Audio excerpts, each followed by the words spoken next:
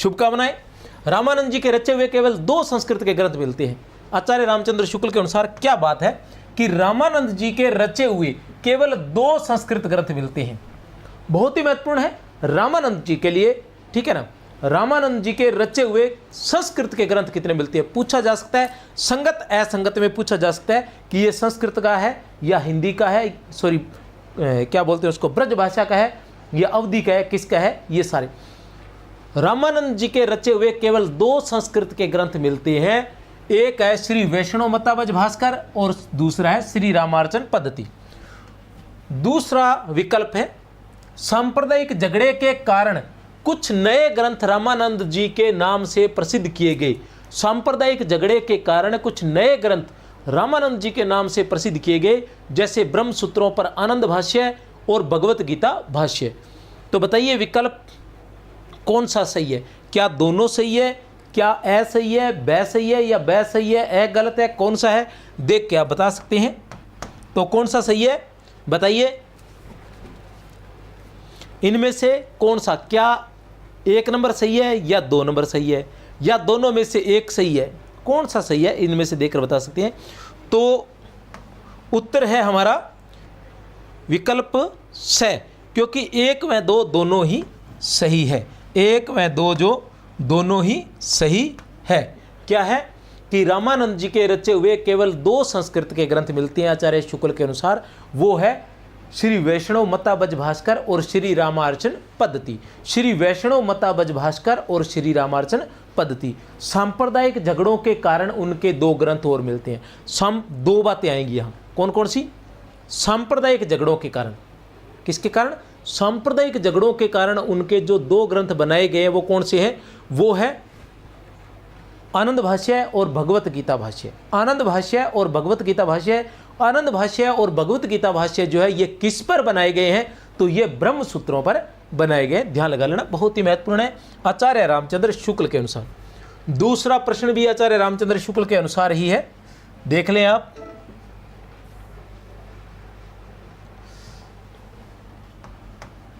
क्या है? निम्नलिखित के आधार पर सही विकल्प चुनिए। भक्ति आंदोलन के पूर्व देश में विशेषतः राजपुताने में, भक्ति आंदोलन के पूर्व देश में विशेषतः राजपुताने में नाथ पंथ कनफटे योगियों का बहुत प्रभाव था, जो अपनी सिद्धि की धाक जनता पर जमाए रहते थे। जब सीधे साधे वैष्णव भक्ति मार्ग का आंदोलन देश में चला तब उसके प्रति दुर्भाव रखना नाथ पंथियों के लिए स्वाभाविक था। तो बताइए कौन कौन से कथन जो है वो सही है। निम्नलिखित के आधार पर सही विकल्प चुनिए कि दोनों कथन सही है या एक सही है। देख सकते हैं आप दोनों। तो क्या रहेगा उत्तर? कथन 1 भी सही है, कथन 2 भी सही है। तो उत्तर रहेगा ब, विकल्प 1 व 2 दोनों सही है। किसके कथन है ये? आचार्य शुक्ल का कथन। दोनों के दोनों कथन किसके हैं? आचार्य शुक्ल के कथन है। कथन भी पूछे जाए तो भी आप बता सकते हैं। अगर कथन भी पूछे जाए तो भी आप बता सकते हैं। बीच बीच में रामानंद जी की बात कर लेता हूँ। रामानंद जी के 2 ग्रंथ और थे जिनका नाम था राम रक्षा स्तोत्र और योग चिंतामणि। राम रक्षा स्तोत्र और योग चिंतामणि, इन दोनों को आचार्य शुक्ल ने रद्दी ग्रंथ कहे हैं। रामानंद के नाम पर चलाए गए रद्दी ग्रंथ की संज्ञा दी गई है योग चिंतामणि और राम रक्षा स्तोत्र को। इसी तरह उन्होंने कहा है कि रामानंद की तुलसीदास की परंपरा को रामानंद से जोड़ने के लिए, ठीक है ना, एक ग्रंथ की और रचना की गई है जिसका नाम है वेदांत भाष्य। जिसका नाम है वेदांत भाष्य, ये भी याद रख लेना। तो ये उनके अन्य ग्रंथ है। अब बात कर रहे थे भक्ति आंदोलन के पूर्व देश में विशेषतः राजपुताने में, राजपुताने मतलब राजस्थान में नाथपंथी कनफटे योगियों का बहुत प्रभाव था, जो अपनी सिद्धि की धाक जनता पर जमाए रहते थे। आचार्य शुक्ल का कथन है, बिल्कुल सही है। ठीक है, किसका कथन है ये? आचार्य शुक्ल का। चलते हैं आगे। जब सीधे साधे वैष्णव भक्ति मार्ग का आंदोलन देश में चला तब उसके प्रति दुर्भाव रखना नाथपंथियों के लिए स्वाभाविक था। बिल्कुल सही है, ये दोनों कार्य हुए थे और दोनों के दोनों कथन किसके हैं? आचार्य शुक्ल के हैं। रामानंद की किस रचना में, किसकी, रामानंद की रचना में, हम पहले पढ़ चुके हैं रामानंद की रचनाएं। तो रामानंद की किस रचना में उनके शिष्य सुरसरानंद ने 9 प्रश्न किए हैं। रामानंद की किस रचना में उनके शिष्य सुरसरानंद ने 9 प्रश्न किए हैं तथा जिनके उत्तर में राम तारक मंत्र की विस्तृत व्याख्या की गई है। सुरसरानंद ने कितने प्रश्न किए हैं? 9 प्रश्न किए हैं। कितने प्रश्न किए? 9 प्रश्न किए हैं। और उनके उत्तर में रामानंद जी ने राम तारक मंत्र दिया है। क्या दिया है? राम तारक मंत्र दिया है और उसकी विस्तृत व्याख्या भी की है। ऐसी कौन सी रचना है?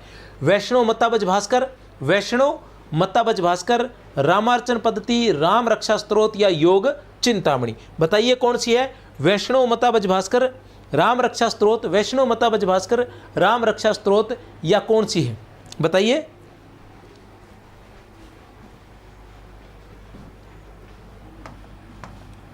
वैष्णव मताबज भास्कर किसमें है? ये संस्कृत में लिखी गई है आचार्य शुक्ल के अनुसार।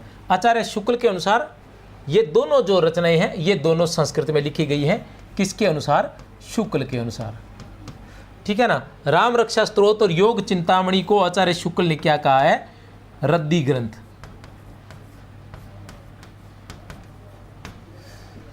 की संज्ञा दी गई है। रामानंद जी के कितने शिष्य थे? 12 शिष्य बताए गए हैं। रामानंद जी के 12 शिष्य बताए गए हैं। 12 शिष्यों के जो नाम हैं वो अलग अलग बताए गए हैं। 12 शिष्यों के नाम जो वो अलग अलग बताए हैं। हजारी प्रसाद द्विवेदी ने अलग नाम बताए हैं और आचार्य शुक्ल ने अलग नाम बताए हैं। 2-4 नाम जो है आगे पीछे है। असंगत का चयन कीजिए। असंगत का चयन कीजिए। असंगत क्या चयन करना है कि पहले क्या है? एक पद है, ठीक है ना, और बाद में उस पद की रचना का नाम है कि किस रचना से है। ठीक है ना। ये है, हमें असंगत बताना है कि ये पद जो रचना दे रखी है उसी में से है या कहीं और से है। पहला पद क्या है? मातु पिता जग जाई तजो विधि हु न लिख्यो कछु भाल भलाई। पहली बात तो ये है कि ये पद किसके हैं? ये सभी के सभी पद किसके हैं? तुलसीदास जी के हैं। ये आपको ध्यान में होना चाहिए। ठीक है ना, क्योंकि ये सभी रचनाएं कवितावली, विनय पत्रिका, दोहावली, ये सभी की सभी रचनाएं क्या है? तुलसीदास जी की रचनाएं हैं। ठीक है ना।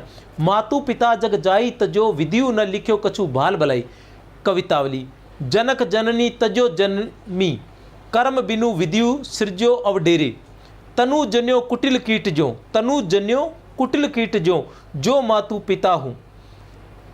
नाम रूप दुई ईश उपाधि एकथ अनादि सुसा मुझी सादी। तो ये पंक्तियां आप देख सकते हैं।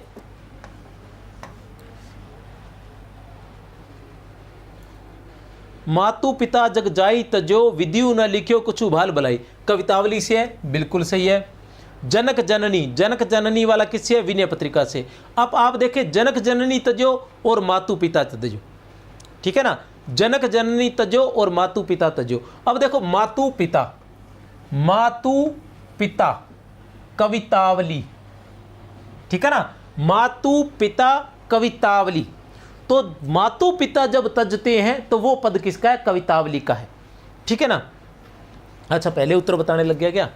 चलो पहले देख लेते हैं किस किस के हैं ये। जनक जननी तजो जन्मी कर्म बिनु विधियु सृजो अवडेरे। तनु जन्यो कुटिल कीट जो मातु पिता हूँ विनय पत्रिका।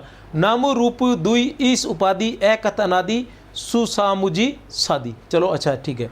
अब देखते हैं मातु पिता जग जाई तजो। तो मातु पितु तय वाले जो है कवितावली से है, बिल्कुल सही। जब माता पिता तजते हैं तो वो तय वाला है, कवितावली से पद है।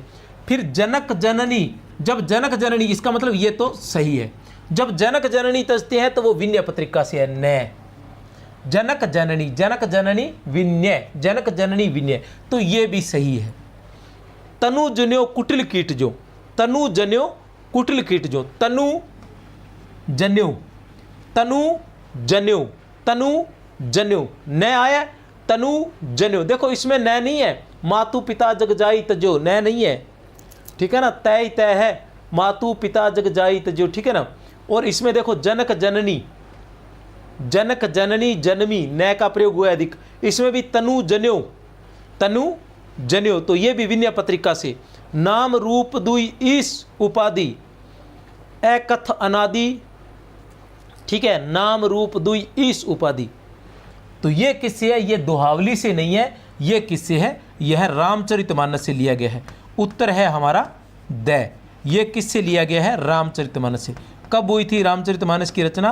1574 ईस्वी में हुई थी, ठीक है ना। अब देखो कवितावली किस भाषा में है? ब्रज भाषा में है। विनय पत्रिका किस भाषा में है? ब्रज भाषा में। और दोहावली किस भाषा में है? ब्रज भाषा में है। सभी रचनाएं ये ब्रज भाषा की रचनाएं हैं तुलसीदास जी की। आचार्य रामचंद्र शुक्ल ने, किसने? आचार्य रामचंद्र शुक्ल ने किसे अपने ही तक दृष्टि रखने वाले भक्त ने कहकर संसार को भी दृष्टि फैलाकर देखने वाले भक्त कहा है। आचार्य शुक्ल ने, बहुत ही महत्वपूर्ण है। शुक्ल इज द बेस्ट, ठीक है ना। लास्ट और फर्स्ट इज द शुक्ल, ठीक है। आचार्य रामचंद्र शुक्ल ने किसे अपने ही तक, आचार्य रामचंद्र शुक्ल ने किसे अपने ही तक दृष्टि रखने वाले भक्त ने कहकर संसार को भी दृष्टि फैलाकर देखने वाले भक्त कहा है। किसे कहा है? नाभादास को, रामानंद को, तुलसीदास को, सूरदास को। किसे कहा है? तो किसे कहा है? सीधी सीधी बात है, तुलसीदास को कहा है। क्योंकि तुलसीदास ही एकमात्र ऐसे कवि थे जिन्होंने क्या किया था कि भक्ति और ज्ञान का समन्वय किया था। समन्वय की विराट चेष्टा रखने वाले कौन थे? तुलसीदास जी। समन्वय की विराट चेष्टा रखने वाले कौन थे? तुलसीदास जी थे। किसने कहा था समन्वय की विराट चेष्टा रखने वाला तुलसीदास को?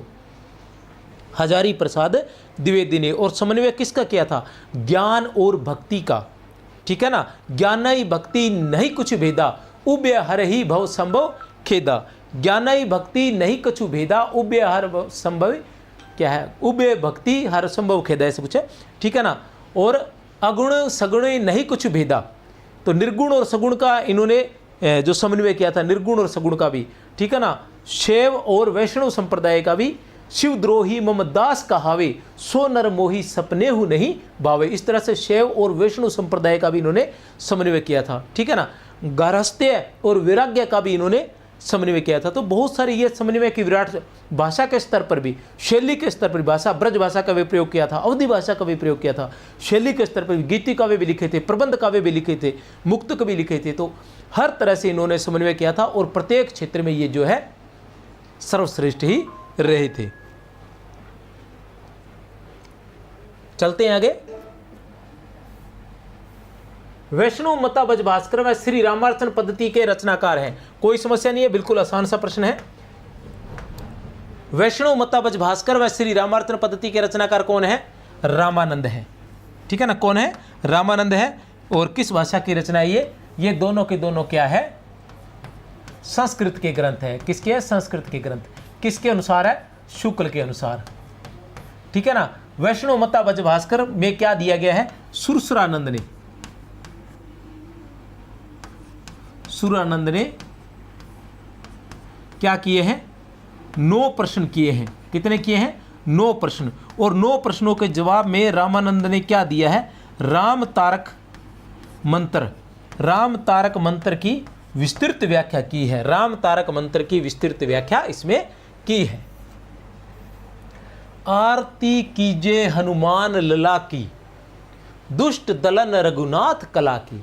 आरती कीजिए हनुमान लला की, दुष्ट दलन रघुनाथ कला की। बहुत ही महत्वपूर्ण, अक्सर बोली जाती है, मंदिरों में आपको सुनाई दी जाती है आरती। ये तो आरती तो आपको सुनाई दी जाती है, लेकिन आरती है किसकी? ठीक है ना। परीक्षा का समय नज़दीक है तो आरती आपको याद होनी चाहिए और आरती के नाम भी याद होने चाहिए। आरती, आरती, ठीक है। तो किसकी है ये? रामानंद जी की। किसकी है? रामानंद जी की। आचार्य शुक्ल ने अपने हिंदी साहित्य के इतिहास में जो वर्णन किया है वो सबसे पहले उन्होंने वर्णन किया है रामानंद का। फिर वो तुलसीदास जी के बारे में लिखते हैं। किसके बारे में? तुलसीदास जी के बारे में। फिर वो लिखते हैं अग्रदास के बारे में। फिर वो नाभादास के बारे में। फिर वो लिखते हैं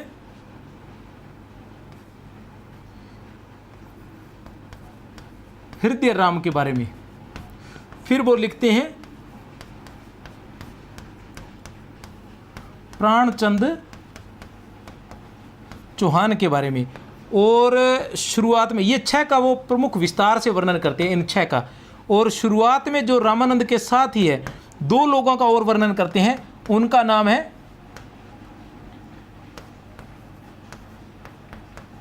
कुरेश स्वामी और षटकोपाचार्य।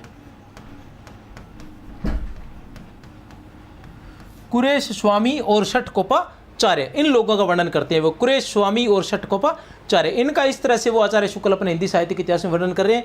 तो हम सबसे पहले रामानंद के बारे में पढ़ेंगे, फिर तुलसीदास, अग्रदास, सभी के नंबर वाइज जो है प्रश्नोत्तर आने वाले हैं शानदार तरीके से। न केवल आपका डॉक्टर नगेंद्र का हिंदी साहित्य का इतिहास, न केवल आचार्य रामचंद्र शुक्ल का हिंदी साहित्य का इतिहास, बल्कि साथ साथ में आपका हजारी प्रसाद द्विवेदी का हिंदी साहित्य का इतिहास भी इन प्रश्नों के माध्यम से करवा दिया जाएगा। रामानंद के 12 शिष्यों में से नहीं है, रामानंद के 12 शिष्यों में से नहीं है।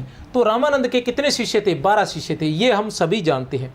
रामानंद के कितने शिष्य थे? 12 शिष्य थे, ये हम सभी जानते हैं। तो कबीर भी थे, रैदास भी थे, सेन भी थे, लेकिन दादू नहीं थे। ठीक है ना, ये वृद्ध भगवान के शिष्य थे। ठीक है ना, तो उत्तर है हमारा द। अब रामानंद के जो शिष्य है वो आचार्य रामचंद्र शुक्ल ने अलग बताए हैं और हजारी प्रसाद द्विवेदी ने अलग बताए हैं। दोनों ही हम देख लेते हैं। ठीक है ना, तो क्या है वो, हम बात करते हैं शुक्ल की। आचार्य रामचंद्र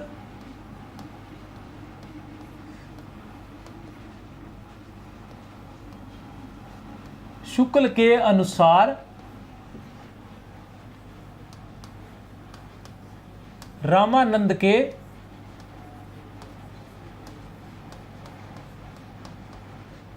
शिष्य, आचार्य रामचंद्र शुक्ल के अनुसार रामानंद के शिष्य। तो इसको एक ट्रिक के माध्यम से हम याद कर सकते हैं। वो ट्रिक क्या है कि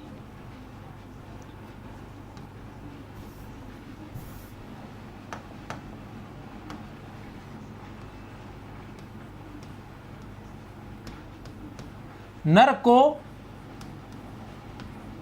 भावे सुख अनंत, नर को भावे सुख अनंत, सुर को सुरसरी पद्मावती। आचार्य शुक्ल के अनुसार, आचार्य रामचंद्र शुक्ल के अनुसार रामानंद के 12 शिष्यों को याद करने की ट्रिक।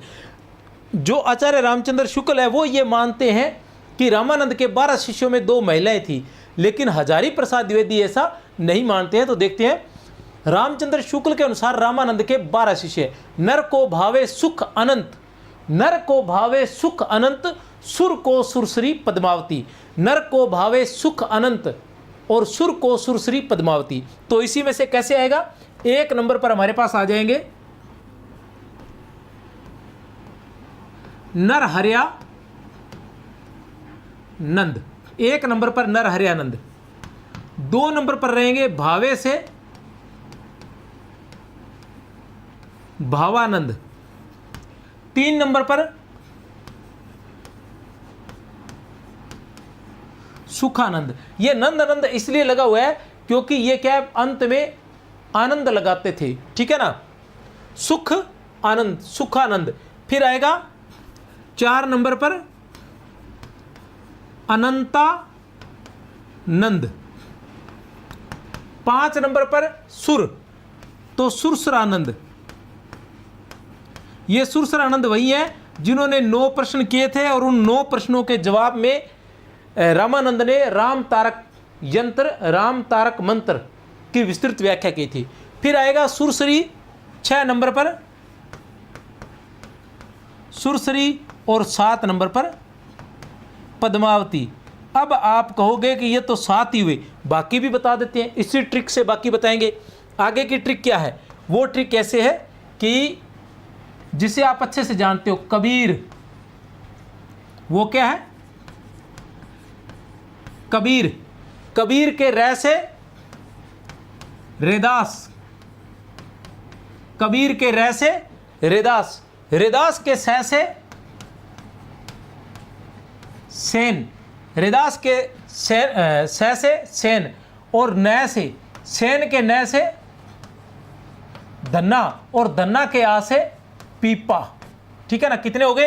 अब ये आगे लिख दो, ये भी कबीर रेदास, कबीर रेदास सेन, कबीर रेदास सेन धन्ना और पीपा।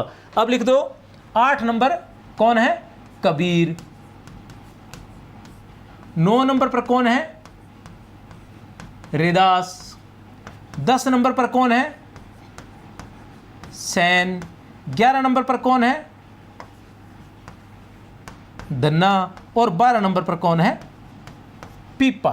तो ये थे आचार्य रामचंद्र शुक्ल के अनुसार रामानंद के 12 शिष्य। ये थे आचार्य रामचंद्र शुक्ल के अनुसार रामानंद के 12 शिष्य। अब हम बात करते हैं कि हजारी प्रसाद द्विवेदी के अनुसार, वो थोड़ा सा चेंज है, मैं बता दूं। हजारी प्रसाद द्विवेदी के अनुसार कौन सी है? वो है रेदास है, कबीर है, धन्ना है, सेन है, पीपा है, भावानंद है, सुखानंद है, आशानंद है, सुरसरानंद है, परमानंद है, महानंद है, श्री आनंद है। अब वो जो अलग हैं वो मैं लिख देता हूँ, इनके अलावा जो अलग हैं वो लिख देता हूँ। कौन कौन से हैं वो निशान लगा देता हूँ, आप देख ले कि रेदास है, देखो कबीर है, रेदास है, सेन है, धन्ना है, पीपा है, ये महत्वपूर्ण है, ये उनके अनुसार भी है। उसके अलावा मैं बात करूं तो सुरसरानंद है, बिल्कुल सही है, भावानंद भी है, ठीक है, सुखानंद भी है,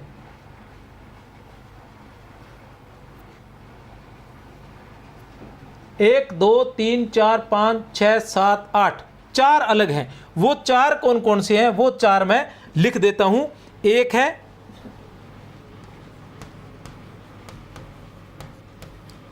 परमानंद,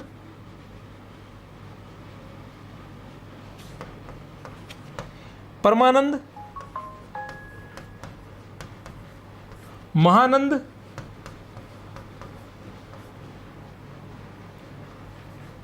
श्री आनंद, और 4 नंबर पर आशानंद। ये 4 अलग हैं। बाकी कौन से हैं? देखो ये जो है ये महत्वपूर्ण है, तो ये तो पक्के हैं कि इनको हजारी प्रसाद द्विवेदी ने भी माना है और आचार्य रामचंद्र शुक्ल ने भी माना है। हजारी प्रसाद द्विवेदी ने भी माना है और रामचंद्र शुक्ल ने भी माना है, ये याद रख लेना।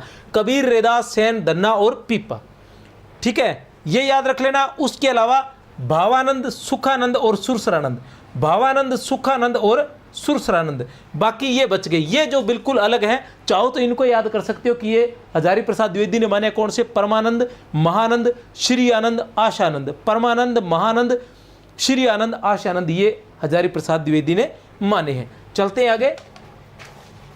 प्रमुख रूप से तो आपने आचार्य शुक्ल वाले याद रखने हैं।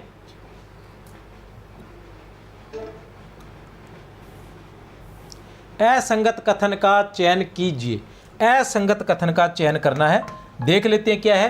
बरवई रामायण गोस्वामी जी ने अपने स्नेही मित्र अब्दुल रहीम खान खाना के कहने पर उनके बरवे नाई का भेद को देखकर बनाया था।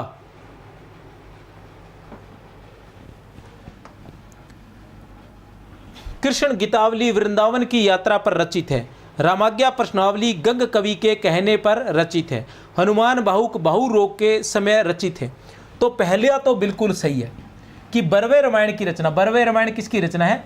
तुलसीदास जी की रचना है। तो बरवे रामायण बरवे छंद में लिखी गई है, वो उन्होंने अपने स्नेही मित्र अब्दुल रहीम खान खाना, अर्थात रहीम के कहने पर। अब्दुल रहीम खान खाना किसके बेटे थे? बैराम खां के बेटे थे। बैराम खां कौन थे? अकबर के संरक्षक थे। जब उन्हें छोटी आयु में राजा बना दिया गया था तब उनके संरक्षक कौन थे? बैराम खां थे। बैराम खां के बेटे थे अब्दुल रहीम खान खाना। और अब्दुल रहीम खान खाना जो है वो तुलसीदास जी के परम मित्र थे।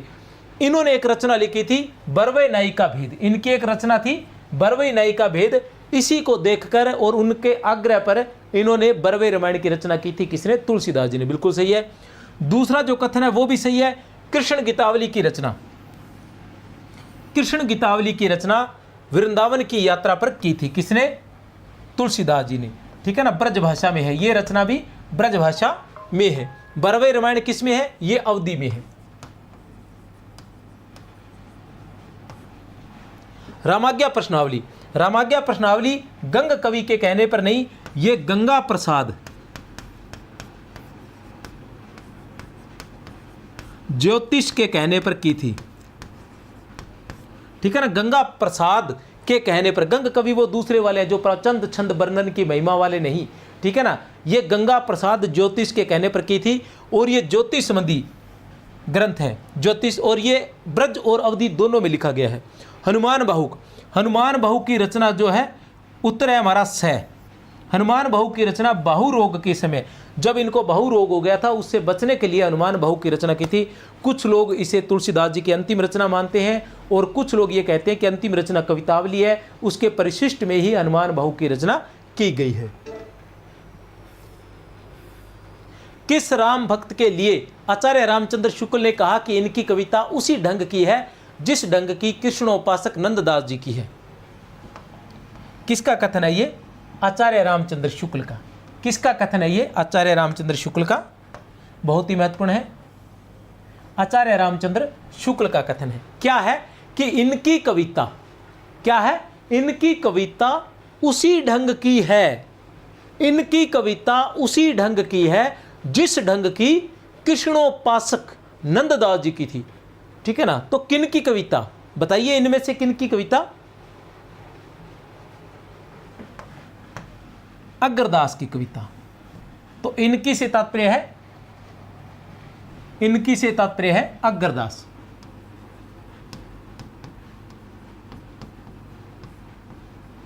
तो आचार्य शुक्ल लिखते हैं कि अग्रदास की कविता उसी ढंग की है जिस ढंग की कृष्णोपासक नंददास की कविता है। भी दोनों की कविताएं जो है वो एक ही जैसी है। ठीक है ना, वैसे जो अग्रदास है वो रसिक भावना का, राम काव्य में रसिक भावना का समावेश करने वाले अग्रदास ही माने जाते हैं और श्रृंगारी भावना का समावेश करने वाले रामचरण दास माने जाते हैं, जिनका सब सुखी शाखा, सब सुखी शाखा नाम से, सब सुखी शाखा के प्रवर्तक थे रामचरण दास। यह एक कवि ही हिंदी को, यह एक कवि ही हिंदी को प्रौढ़ साहित्यिक भाषा, प्रौढ़ साहित्यिक भाषा सिद्ध करने के लिए काफी है। आचार्य रामचंद्र शुक्ल ने ऐसा किस कवि के लिए कहा? एक कवि, एक ही कवि अगर सबकी टक्कर का हो सकता है तो वो कौन है? शुक्ल के अनुसार तो वो केवल तुलसीदास ही हो सकते हैं। तो उत्तर है तुलसीदास। आचार्य रामचंद्र शुक्ल का ये कथन है, बहुत ही महत्वपूर्ण है, बहुत ही महत्वपूर्ण है। ऐसे कई कथन मिलाकर भी किया जा सकता है। आचार्य रामचंद्र शुक्ल के हिंदी साहित्य के इतिहास से ही ये प्रश्न लिया गया है। आचार्य रामचंद्र शुक्ल के अनुसार, आचार्य रामचंद्र शुक्ल एक बार फिर से आपकी लिए तैयार हैं। अष्टयाम एक ब्रजभाषा गद्य में, दूसरा रामचरितमानस की शैली पर दोहा चुपाई में किस भक्त कवि ने बनाए थे? आचार्य रामचंद्र शुक्ल के अनुसार 2 अष्टयाम किसने बना दिए थे? ठीक है ना। अब ऐसा होता है कि एक बार में आनंद नहीं आता ना, एक बार में कई बार क्या है, कुछ लोग तुक्का कह देते हैं। ठीक है ना, एक बार कुछ करो ना तो तुक्का कह देते हैं, फिर कई बार करो ना तो फिर क्या है कि ढंग से दिमाग में बैठती है। तो सिलेक्शन एक बार क्या लेना, सिलेक्शन बार बार लो ना, तब अगले के दिमाग में अच्छे से बैठ जाती है कि हाँ बंदे ने सिलेक्शन ले लिया है। ठीक है ना, एक बार में वो वाला स्वाद नहीं आता। आचार्य रामचंद्र शुक्ल के अनुसार 2 अष्टयाम, एक ब्रजभाषा गद्य में और दूसरा रामचरितमानस की शैली दोहा चौपाई में किस भक्त कवि ने बनाए थे? बताइए किसने बनाए थे? नाबादास ने। किसने बनाए थे? नाबादास ने। और इनके अष्टयाम पर किसका प्रभाव था? प्रेरणा कौन थी? अग्रदास। अग्रदास ने भी अष्टयाम की रचना की थी। अग्रदास ने भी अष्टयाम की रचना की थी। इसी से प्रेरित होकर अग्रदास के शिष्य नाबादास ने, इन्हीं से ही प्रेरित होकर अग्रदास जी के शिष्य नाबादास ने, जब गुरु ने एक अष्टयाम बनाया ब्रजभाषा में, जब गुरु ने एक अष्टयाम बनाया तो शिष्य ने दो अष्टयाम बना दिए, एक अवधी भाषा में और एक ब्रज भाषा में। एक क्या था, एक ब्रज भाषा गद्य में, ठीक है ना, और दूसरा पद्य में, रामचरितमानस की शैली में दोहा चौपाई में पद्य में, ठीक है ना। तो इस तरह से नाभादास ने, नाभादास कौन से थे, अच्छे से जानते हो, जिन्होंने भक्तमाल की रचना की थी, जिन्होंने भक्तमाल की रचना की थी। भक्तमाल जिसमें 200 भक्तों का, जिसमें 200 भक्तों का 316 छप्पियों में वर्णन किया गया है। इसमें क्या है, भक्तों का परिचयात्मक वर्णन नहीं किया गया, बल्कि इसमें भक्तों का महत्व बताया गया है, उनके पदों को लिया गया है, उनके उपदेशों को लिया गया है। और ऐसा कहा गया है कि भक्तमाल की रचना इसलिए की थी ताकि आम जन के हृदय में संतों के प्रति, भक्तों के प्रति एक आदर की भावना पैदा की जा सके, ठीक है ना, उनके प्रति सम्मान की भावना जो है आम जन में पैदा की जा सके, इसलिए भक्तमाल की रचना की गई थी। इनकी भक्ति से संबंधित जो है पद अधिक लिखे हैं, इसकी बजाय परिचयात्मक विवरण की बजाय। संस्कृत के हनुमान नाटक के आधार पर भाषा हनुमान नाटक की रचना किसने की थी, संस्कृत के हनुमान नाटक के आधार पर, संस्कृत के हनुमान नाटक के आधार पर भाषा हनुमान नाटक की रचना। इसे कई जगह हनुमान नाटक कहा गया, कई जगह भाषा हनुमान नाटक कहा गया। तो संस्कृत के हनुमान नाटक के आधार पर भाषा हनुमान नाटक की रचना किसने की थी, तो किसने की थी, प्राणचंद चौहान ने। किसने की थी, प्राणचंद चौहान ने। किसने की थी, प्राणचंद,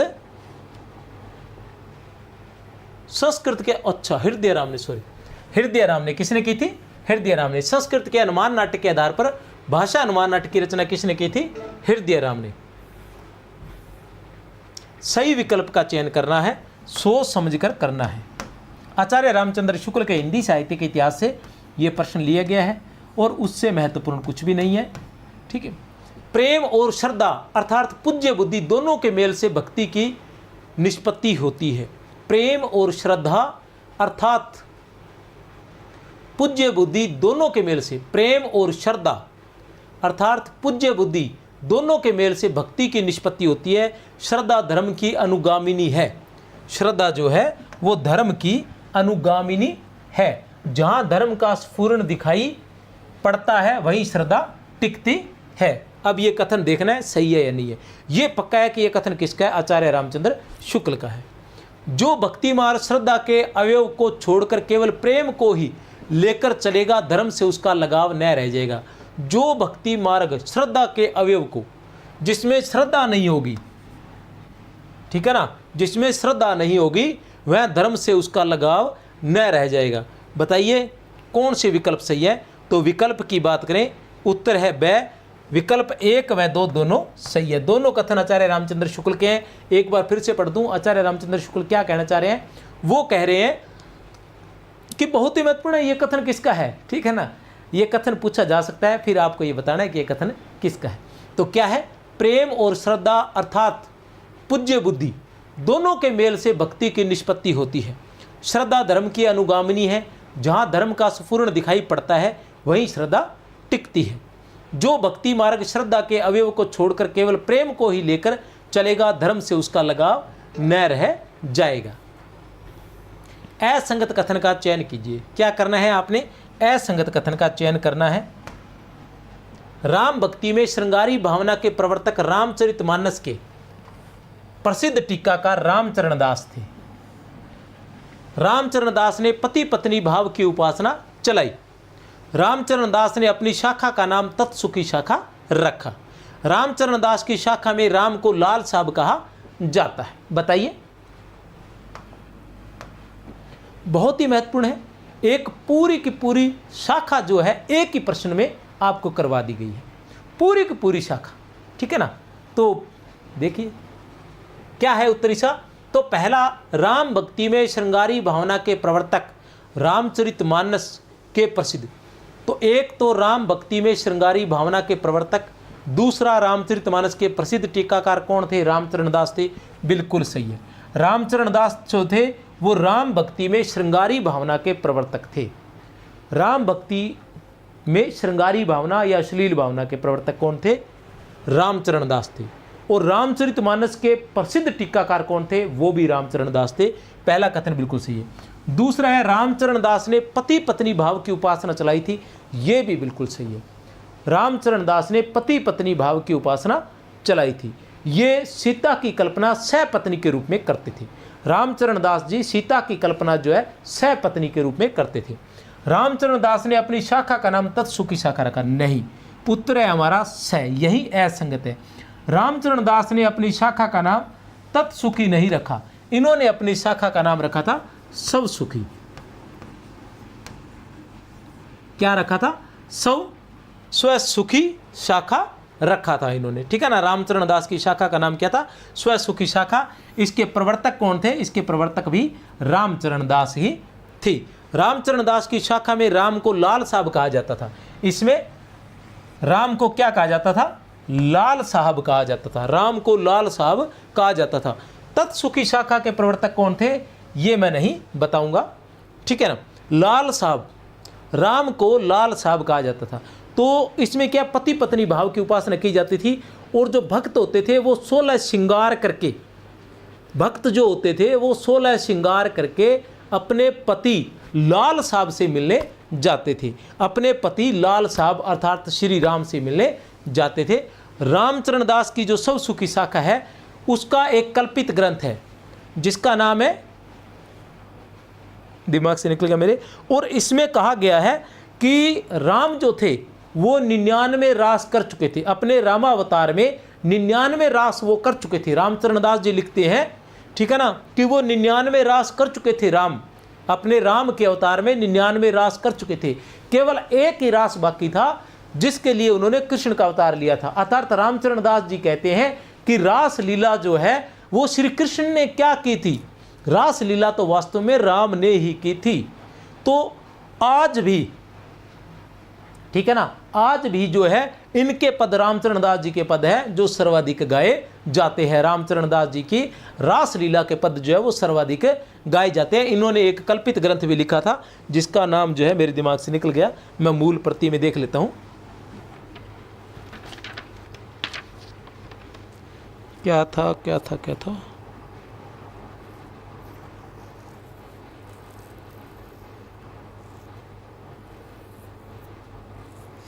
चलो थोड़ी देर में याद आ जाएगा, इसमें तो नहीं लिखा हुआ।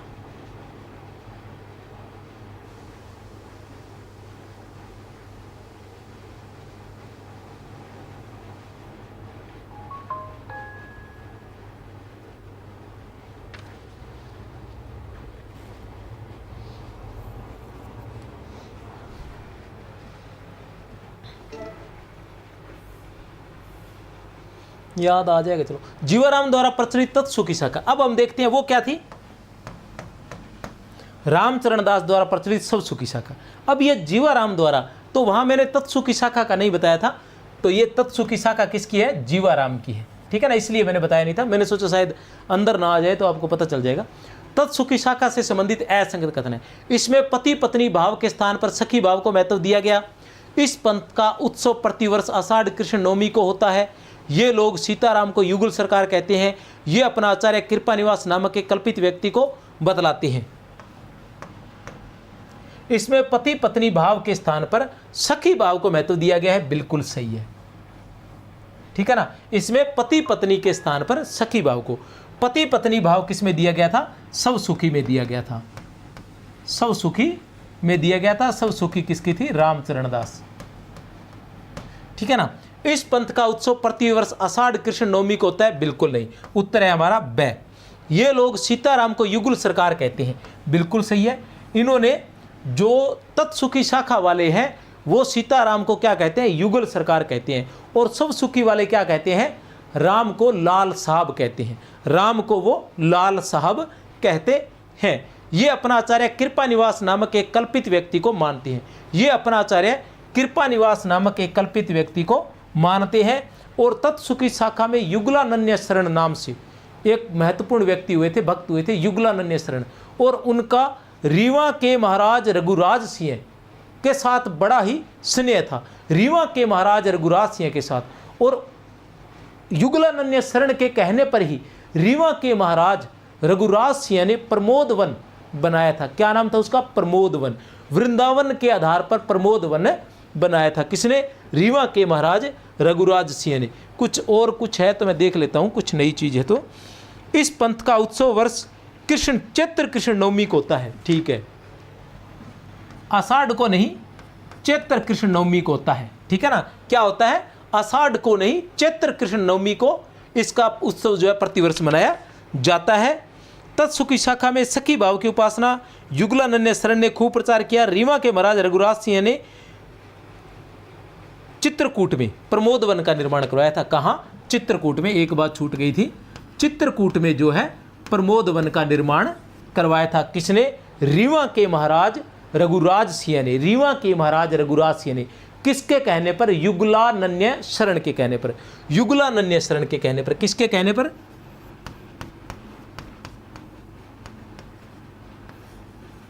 युगलानन्य शरण के कहने पर। ये किस शाखा के थे? ये तत्सुखी शाखा के थे। युगलानन्य शरण किस शाखा के थे? तत्सुखी शाखा के थे। युगलानन्य शरण किस शाखा के थे? ये तत्सुखी शाखा के थे। आगे चलते हैं।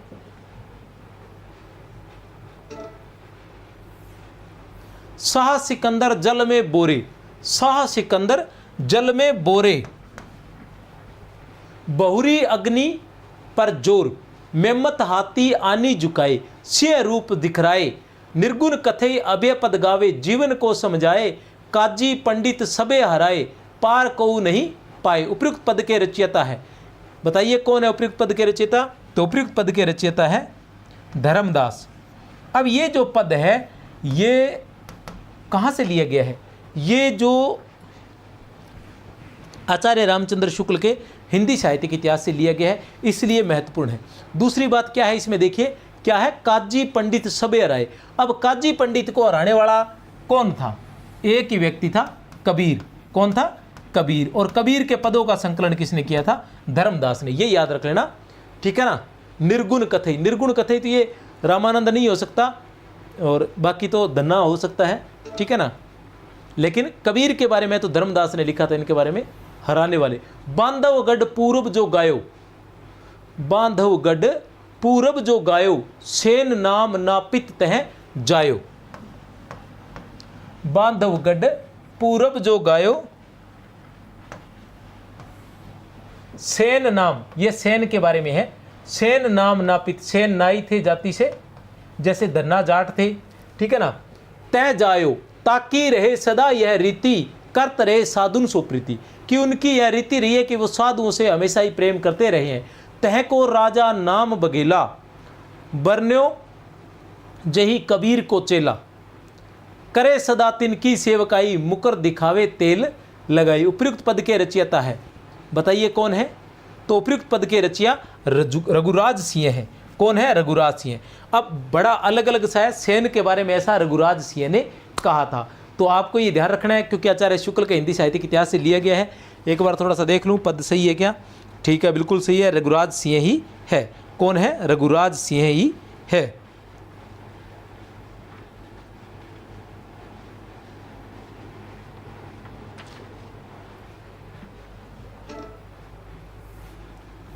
दशरथ से सुत तय बिना अन्य श्रवण त्रासामी। ये पंक्तियां किसकी हैं? दशरथ से सुतम तम विना अन्य शरण पत्रास्मी, ठीक है ना? उपयुक्त पद के रचयिता है दशरथ से सुतम। दशरथ के सुत कौन थे? राम, ठीक है ना? कौन है ये? ये है षटकोपाचार्य। कौन है? षटकोपाचार्य। कौन है? षटकोपाचार्य है, बिल्कुल सही है, षटकोपाचार्य। ये षटकोपाचार्य ये कहाँ आता है? जब आचार्य रामचंद्र शुक्ल जो है राम भक्ति काव्य परंपरा शुरुआत करते हैं तब वो कहते हैं कि राम भक्ति परंपरा के प्रवर्तक कौन है? रामानंद है। राम भक्ति परंपरा के प्रवर्तक कौन है? रामानंद है।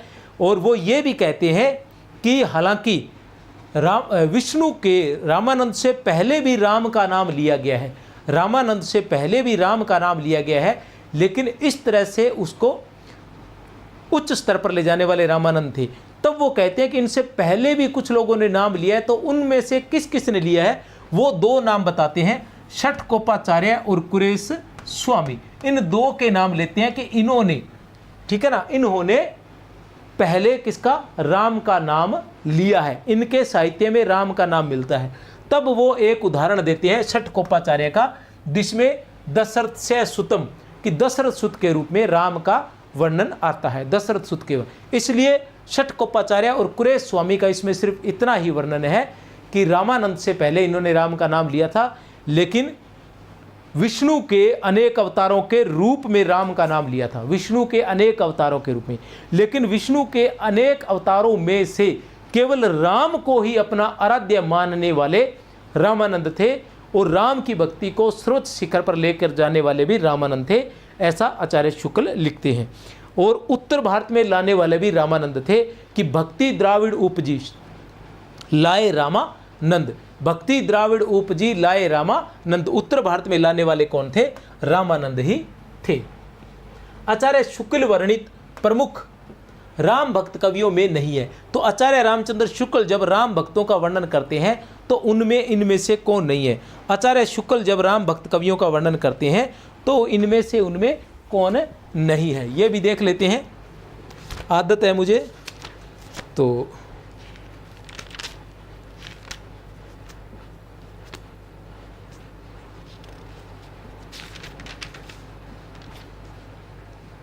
ये राम भक्ति शाखा है। राम भक्ति शाखा में सबसे पहले वो किसका वर्णन करते हैं, रामानंद जी का, ठीक है ना। रामानंद जी और उनकी रचनाओं के बारे में वो वर्णन करते हैं। इसके साथ साथ वो षटकोपाचार्य की शस्त्र गीति और कुरेश स्वामी की पंचस्तवी, कुरेश स्वामी की पंचस्तवी और षटकोपाचार्य की शस्त्र गीति रचना का भी वर्णन करते हैं। और रामानंद के बाद वो वर्णन करते हैं गोस्वामी तुलसीदास का, और तुलसीदास के बाद वो वर्णन करते हैं अग्रदास का, जैसे मैं बता चुका हूँ पहले हालांकि। फिर वो वर्णन करते हैं अग्रदास का, अग्रदास जी के बाद नाभादास जी का, नाभादास जी के बाद प्राणचंद चौहान का, फिर हृदय राम का वो वर्णन करते हैं। और इसी में ही वो रामचरण दास और जीवाराम का भी वर्णन कर जाते हैं।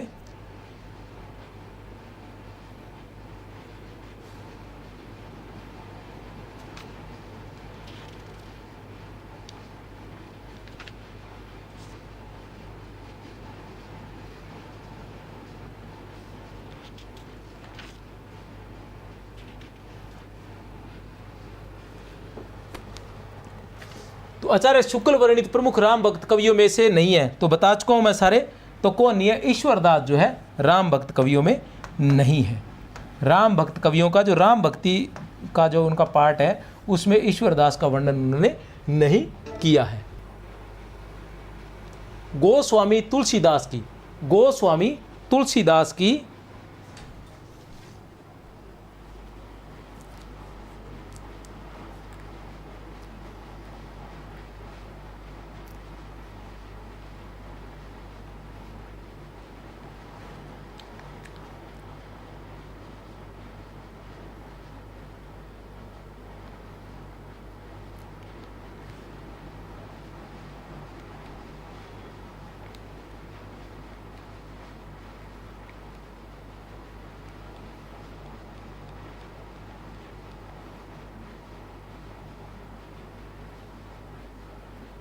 गोस्वामी तुलसीदास की इन रचनाओं में से, गोस्वामी तुलसीदास की इन रचना में ब्रजभाषा का प्रयोग, गोस्वामी तुलसीदास की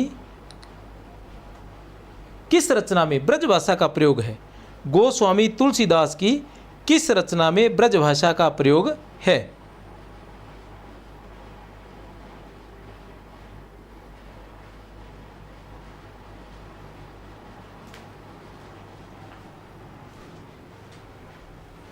बताइए, गोस्वामी तुलसीदास की इन रचनाओं में से किस रचना में ब्रजभाषा का प्रयोग है।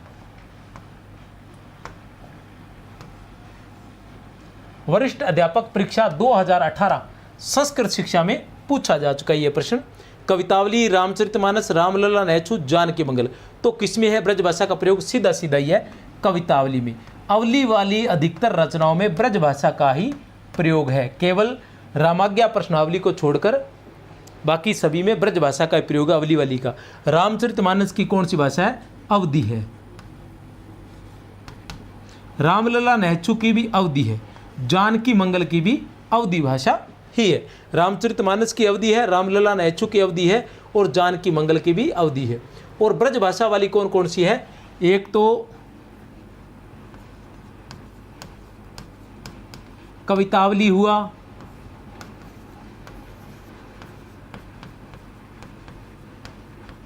दोहावली है,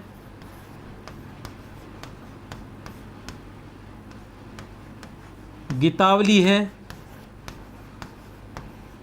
एक विनय पत्रिका। ये एक ऐसी रचना है जिसमें अवली नहीं लगता, बाकी सभी अवली वाली रचनाएं जो है इसी के अंदर आता है। कवितावली है, दोहावली है, गीतावली है, विनय पत्रिका है। इन सभी में, इन सभी की भाषा कौन सी है? इन सभी की ब्रजभाषा ही है। इनमें से कौन सा कवि राम भक्ति काव्य धारा के अंतर्गत नहीं आता? इनमें से कौन सा कवि राम भक्ति काव्य धारा के अंतर्गत नहीं आता? वरिष्ठ अध्यापक परीक्षा 2018 विशेष शिक्षा, तो कौन सा नहीं आता? परशुराम देव। हालांकि उत्तर परशुराम देव दिया गया है, लेकिन राम काव्य से संबंधित इनकी रचना तो मिलती है, जहाँ तक मुझे विश्वास है डॉक्टर नगेंद्र के हिंदी साहित्य के इतिहास में दी गई है। उत्तर भारत की बाइबल कही जाती है, उत्तर भारत की बाइबल कही जाती है, उत्तर भारत की बाइबल कही जाती है। तो कौन, क्या, किस रचना को उत्तर भारत की बाइबल कहा जाता है? किस रचना को कहा जाता है? रामचरितमानस को। किस रचना को? रामचरितमानस को। तो ये जो सारी तथ्यात्मक जानकारी है, इसके नोट्स मेरे पास है, मैं साथ साथ में आपको उसके बारे में भी विस्तार से बताता रहूँगा। ये जो प्रश्न है ये हजारी प्रसाद द्विवेदी के हिंदी साहित्य के इतिहास से उठाया गया है, जिसमें हजारी प्रसाद द्विवेदी स्पष्ट शब्दों में लिखते हैं कि ग्रियर्सन ने जो है उत्तर भारत की बाइबल इसे कहा है। और किसने क्या कहा है? हम कहते हैं कि नाबादास जो है कली काल का वाल्मीकि कहते हैं। किसको? तुलसीदास को नाबादास जी कली काल का वाल्मीकि कहते हैं। लेकिन ये कहाँ मिलता है? ये हजारी प्रसाद द्विवेदी के हिंदी साहित्य के इतिहास में भी मिलता है कि नाबादास जी ने तुलसीदास जी को कली काल का वाल्मीकि कहा था। स्मिथ ने तुलसीदास को मुगल काल का सबसे बड़ा व्यक्ति कहा था। स्मिथ ने तुलसीदास को मुगल काल का सबसे बड़ा व्यक्ति कहा था। ऐसा तो हम सुन लेते हैं, लेकिन किस में मिलेगा? प्रमाणिक कौन सी रचना है? तो ये भी हजारी प्रसाद द्विवेदी के हिंदी साहित्य के इतिहास में हमें मिल जाएगा। उत्तर भारत की बाइबल कही जाती है रामचरितमानस। ये प्रमाणिक जानकारी भी हमें हजारी प्रसाद द्विवेदी का हिंदी साहित्य के इतिहास में मिल जाएगी। विस्तार से पढ़ लेते हैं इस प्रमाणिक जानकारी को। क्या लिखा है इसके बारे में? यह लिखा है कि तुलसी का महत्व बताने के लिए हजारी प्रसाद द्विवेदी अपने हिंदी साहित्य का उद्भव और विकास में, हजारी प्रसाद द्विवेदी अपने हिंदी साहित्य का इतिहास में, हिंदी साहित्य उद्भव और विकास में क्या लिखते हैं कि तुलसीदास का महत्व बताने के लिए अनेक विद्वानों ने अनेक प्रकार की तुलनात्मक उक्तियों का सहारा लिया है। नाबादास ने इन्हें कलिकाल का वाल्मीकि कहा था। स्मिथ ने इन्हें मुगल काल का सबसे महान व्यक्ति माना था। ग्रियर्सन ने इन्हें बुद्ध देव के बाद, हम ये भी पढ़ते हैं ग्रियर्सन ने कि बुद्ध देव के बाद सबसे बड़ा लोकनायक किसने कहा है? तो ग्रियर्सन ने कहा है। बहुत बार परीक्षा में पूछा है, लेकिन किस में मिलती है प्रमाणिक जानकारी? हजारी प्रसाद द्विवेदी के। और यह तो बहुत बार कहा है कि उनकी रामायण उत्तर भारत की बाइबल है। इन सारी उक्तियों का तात्पर्य यही है कि तुलसीदास, हजारी प्रसाद द्विवेदी क्या लिखते हैं कि तुलसीदास असाधारण शक्तिशाली कवि, लोकनायक और महात्मा थे। तुलसीदास जो है वो असाधारण शक्तिशाली कवि, लोकनायक और महात्मा थे। तुलसीदास जो है वो असाधारण शक्तिशाली कवि, लोकनायक और महात्मा थे। ये प्रमाणिक जानकारी कहाँ से मिलती है हमें? हजारी प्रसाद द्विवेदी के। मैंने आपको पहले वादा किया था कि आज जो कुछ मैं करवाने वाला हूँ, जो प्रश्न करवाने वाला हूँ, वो डॉक्टर नगेंद्र के हिंदी साहित्य के इतिहास से, आचार्य शुक्ल के हिंदी साहित्य के इतिहास से और हजारी प्रसाद द्विवेदी के हिंदी साहित्य के इतिहास से, इन तीनों इतिहासों से प्रमुखता से प्रश्न उठाए जाएंगे। और उसके बाद सभी इतिहासों से थोड़े थोड़े प्रश्न या सर्वसाधारण जो भी जानकारी है उससे संबंधित प्रश्न भी यहाँ रहने वाले हैं। तो उस पर मैं पूरे प्रयास करूँगा, ठीक है। और पहले की परीक्षाओं में पूछे गए प्रश्नों को भी, चाहे वो टीजीटी पीजीटी के प्रश्न हो चाहे वो संस्कृत शिक्षा के हो, चाहे वो आरपीसी के हो, चाहे वो नेट में पूछे गए हो, इस प्रकार के प्रश्नों को भी, राम काव्य से संबंधित इस प्रकार के प्रश्नों का भी संकलन मैं लेकर आया हूँ। 2 भागों में रहेगी ये क्लास, एक भाग में नहीं पूरी होगी भैया। गले का भी ध्यान रखना है ना, बैंड बज जाएगी गले की, तो गले का भी ध्यान रखना है।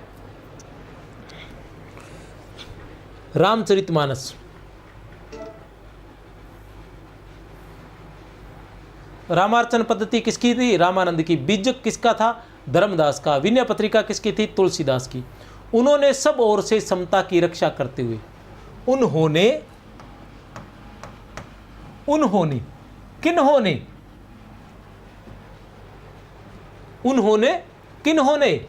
तुलसीदास ने।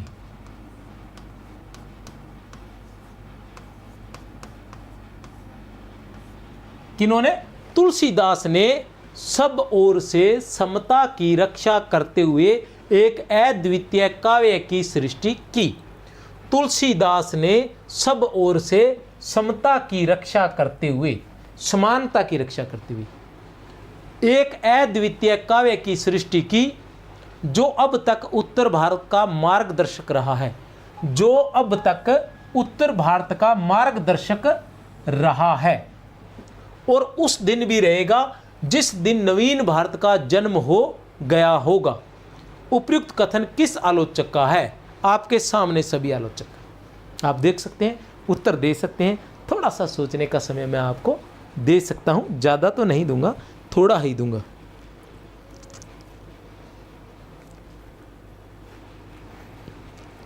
आज क्या है, बाल तो कौन ही पर बाड़ांगा, तेल कौन लगायो? मैडम कहे कि तेल ना लगाओ नहीं, जब बाल ज़्यादा दिखे, थोड़ा सोना भी लगे, तो मैं थोड़ी देर वास्ते आज कौन लगाए भी है, तो मैं लगा ही लूँ। ठीक है, तो बताओ भाई, उत्तर बताओ। सब ओर से समता की रक्षा करते हुए, समता मतलब समानता, समानता मतलब समन्वय भी आप मान सकते हो। और समन्वय की जहाँ बात आती है, कौन आते हैं? हजारी प्रसाद द्विवेदी। उत्तर रहेगा हजारी प्रसाद द्विवेदी। कहाँ से लिया गया ये कथन? हिंदी साहित्य उद्भव और विकास, हजारी प्रसाद द्विवेदी। हिंदी साहित्य उद्भव और विकास, हजारी प्रसाद द्विवेदी से ये लिया गया है।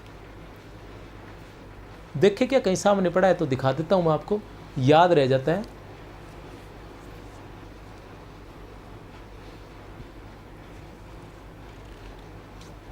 क्योंकि अगर अलमारी में पड़ा होता है तो दिख जाता है, नीचे तो क्या है कि किताबें बहुत ज़्यादा रखता हूँ मैं,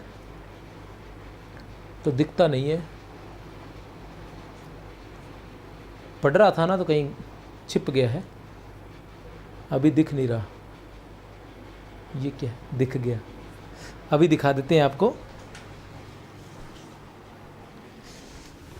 वाह जी वाह, ऐसी कौन सी बात है, देखोगे तभी तो पता चलेगा ना।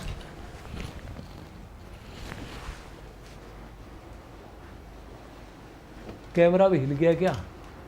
ये भी समस्या रहती है, क्या करें।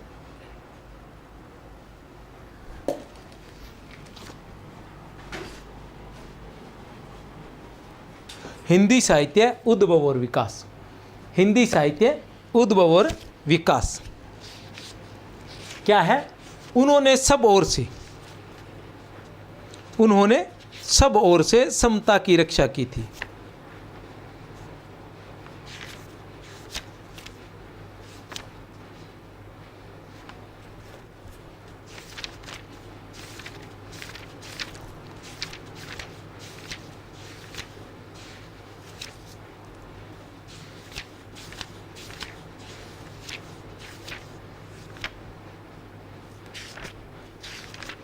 चलो छोड़ो, ढूंढने में तो टाइम लग जाएगा। टाइम वैसे लगता तो नहीं है।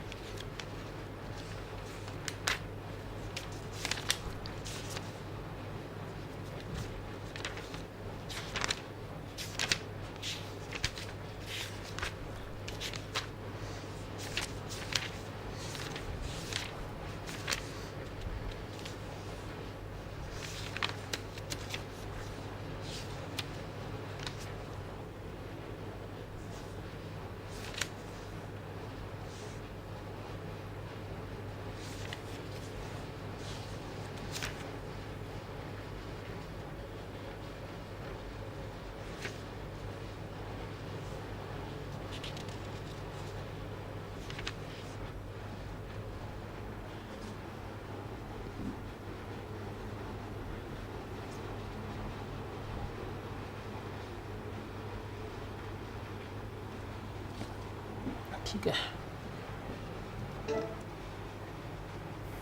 फिर आते हैं राम कथा का आदि स्रोत है, आसान सा है, वाल्मीकि कृत रामायण। ठीक है ना, याद रख लेना, राम कथा का आदि स्रोत है वाल्मीकि कृत रामायण। हिंदी कविता के प्रेमी मात्र जानते हैं, हिंदी कविता के प्रेमी मात्र जानते हैं कि उनका, याद रख लेना, कथन बहुत ही महत्वपूर्ण है, अक्सर परीक्षाओं में पूछा जाता है, और यह कथन तो आपको 100 में से 100% याद होना ही चाहिए, 100 में से 100% याद होना चाहिए, किसी भी कंडीशन में यह कथन आपको भूलना नहीं है। क्या है? हिंदी कविता के प्रेमी मात्र जानते हैं कि उनका ब्रज और अवधि दोनों भाषाओं पर समान अधिकार था। किसका? तुलसीदास का। किसका? तुलसीदास का। ब्रज भाषा का जो माधुर्य हम सूर सागर में पाते हैं, ब्रज भाषा का जो माधुर्य हम सूर सागर में पाते हैं, और भी संस्कृत रूप में हम गीतावली और कृष्ण गीतावली में पाते हैं, गीतावली और कृष्ण गीतावली में पाते हैं। जो माधुर्य हम सूरदास की रचना सूर सागर में, सूर सागर किस में लिखी गई थी? ब्रज भाषा में। तो ब्रज भाषा की अगर हम बात करते हैं तो जो माधुर्य सूर सागर में मिलता है ब्रज भाषा का, वही माधुर्य और भी संस्कृतनिष्ठ भाषा में हमें गीतावली और कृष्ण गीतावली में मिलता है। ठेठ अवधि की जो मिठास हम जायसी की जो रचना है पद्मावत, वो ठेठ अवधि है, पद्मावत में मिलती है। वही अवधि की मिठास जो है वो किस में मिलती है? जानकी मंगल में, पार्वती मंगल में, बरवई रामायण में और रामलला नैच्छू में। जानकी मंगल में, पार्वती मंगल में, बरवई रामायण में और रामलला नैच्छू में हम पाते हैं ठेठ अवधि। ठीक है ना। यह सूचित करने की आवश्यकता नहीं है कि न तो सूर का अवधि पर अधिकार था, न जायसी का ब्रज भाषा पर। उपयुक्त कथन किस आलोचक का? वो कहना चाह रहे हैं कि ब्रज भाषा पर अगर किसी का अधिकार था तो सूरदास जी का, उनकी टक्कर का कोई नहीं था। अवधि में जायसी की टक्कर का कोई नहीं था, लेकिन तुलसीदास जी एकमात्र ऐसे कवि थे जो ब्रज भाषा में सूरदास को टक्कर देते थे, उनसे बढ़कर थे, और अवधि भाषा में वो जायसी से बढ़कर थे। तो किसका कथन है ये? आचार्य रामचंद्र शुक्ल का कथन है, अच्छे से याद करना। किसका कथन है ये? आचार्य रामचंद्र शुक्ल का। ओम जय जगदीश हरे आरती के रचनाकार हैं। आसान है, ओम जय जगदीश हरे आरती के रचनाकार कौन है? तो कौन है? श्रद्धा राम फुलोरी। श्रद्धा राम फुलोरी ओम जय जगदीश हरे आरती के रचनाकार हैं। और वो कौन सी थी? क्या था? आरती कीजिए हनुमान लला की, दुष्ट दलन रघुनाथ कला की। वो उसके रचनाकार कौन थे? रामानंद। उसके रचनाकार कौन थे? रामानंद थे। आचार्य शुक्ल वर्णित ये ओम जय जगदीश हरे, तो मुझे लग रहा है हर घर में, आजकल तो चलो कुछ लोगों ने छोड़ दिया होगा, पहले तो हर घर में सबसे पहले यही आरती होती थी कि ओम जय जगदीश हरे, ओ स्वामी जय जगदीश हरे, भक्त जनों के संकट, भक्त जनों के संकट क्षण में दूर करे, ओम जय जगदीश हरे। ठीक है, तो पहले गाते थे, अब तो नास्तिक हो गया हूँ भैया, सीधी सीधी कहते हैं बात हम तो। ठीक, पहले से ही है, बड़ा लगाव रहा है आरतियों वगैरह से। आचार्य शुक्ल वर्णित प्रमुख राम भक्त कवियों में से नहीं है। आचार्य शुक्ल वर्णित प्रमुख राम भक्त कवियों में से नहीं है। तो ये प्रश्न पहले पूछा जा चुका है, वही ईश्वरदास है, गलती से फिर आ गया है। रामचरितमानस का कौन सा कांड काशी में लिखा गया था? बहुत आसान है, रामचरितमानस का कौन सा कांड जो है वो काशी में लिखा गया था? तो कौन सा कांड? किष्किंधा कांड जो है वो काशी में लिखा गया था। ठीक है ना। कौन सा कांड? किष्किंधा। काशी, काशी से किष्किंधा। ठीक है ना। कितने कांड थे? 7 कांड थे। रामचरितमानस की रचना कब हुई थी? 1574 ईस्वी में हुई थी। ठीक है ना। और कितने कांड थे? 7 कांड थे। पहला कांड कौन सा है? पहला कांड आता है बाल कांड, दूसरा अयोध्या कांड, तीसरा अरण्य कांड। इसके बाद आ जाता है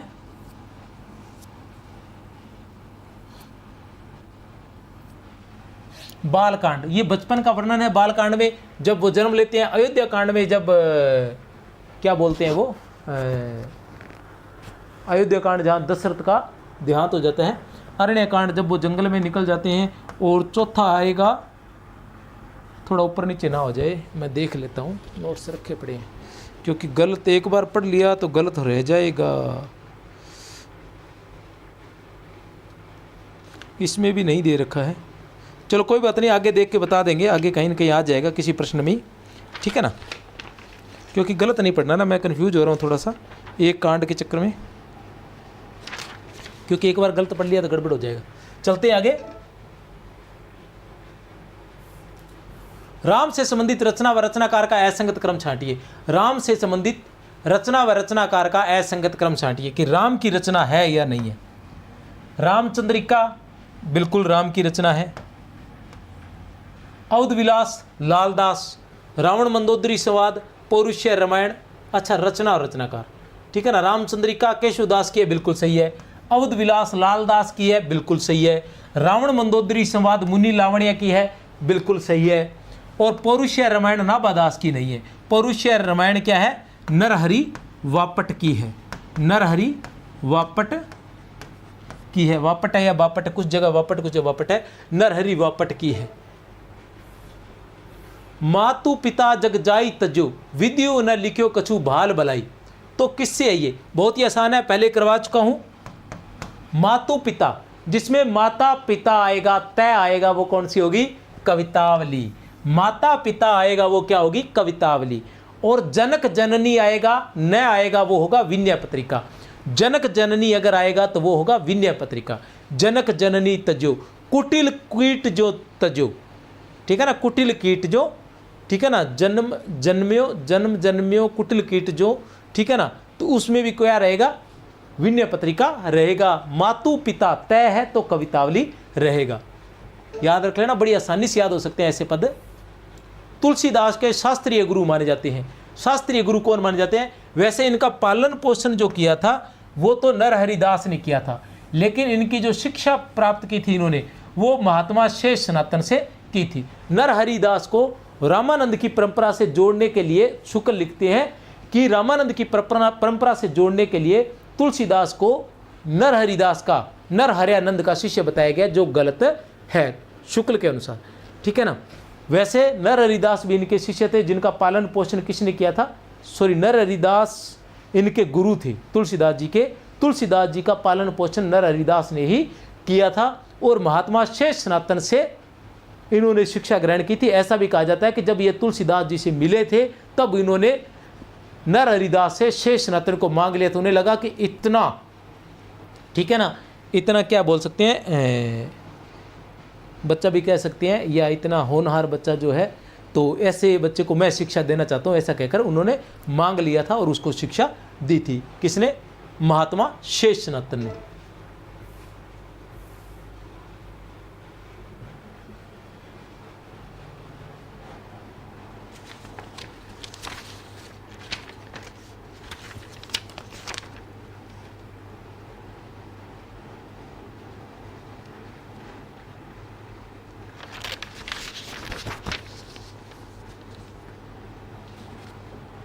इनके प्रादुर्भाव को हिंदी काव्य क्षेत्र में एक चमत्कार समझना चाहिए। इनके प्रादुर्भाव को हिंदी काव्य क्षेत्र में एक चमत्कार समझना चाहिए। आचार्य शुक्ल का उपयुक्त कथन किस राम भक्त, बहुत ही महत्वपूर्ण है, याद रख लेना भैया, फिर मत कहना सर ने बताया नहीं, ठीक है ना। इनके प्रादुर्भाव को हिंदी काव्य क्षेत्र में एक चमत्कार समझना चाहिए। आचार्य शुक्ल का उपयुक्त कथन किस राम भक्त कवि के लिए आया है, तो उपयुक्त कथन आया है तुलसीदास के लिए। किसके लिए आया है, तुलसीदास के लिए आया है।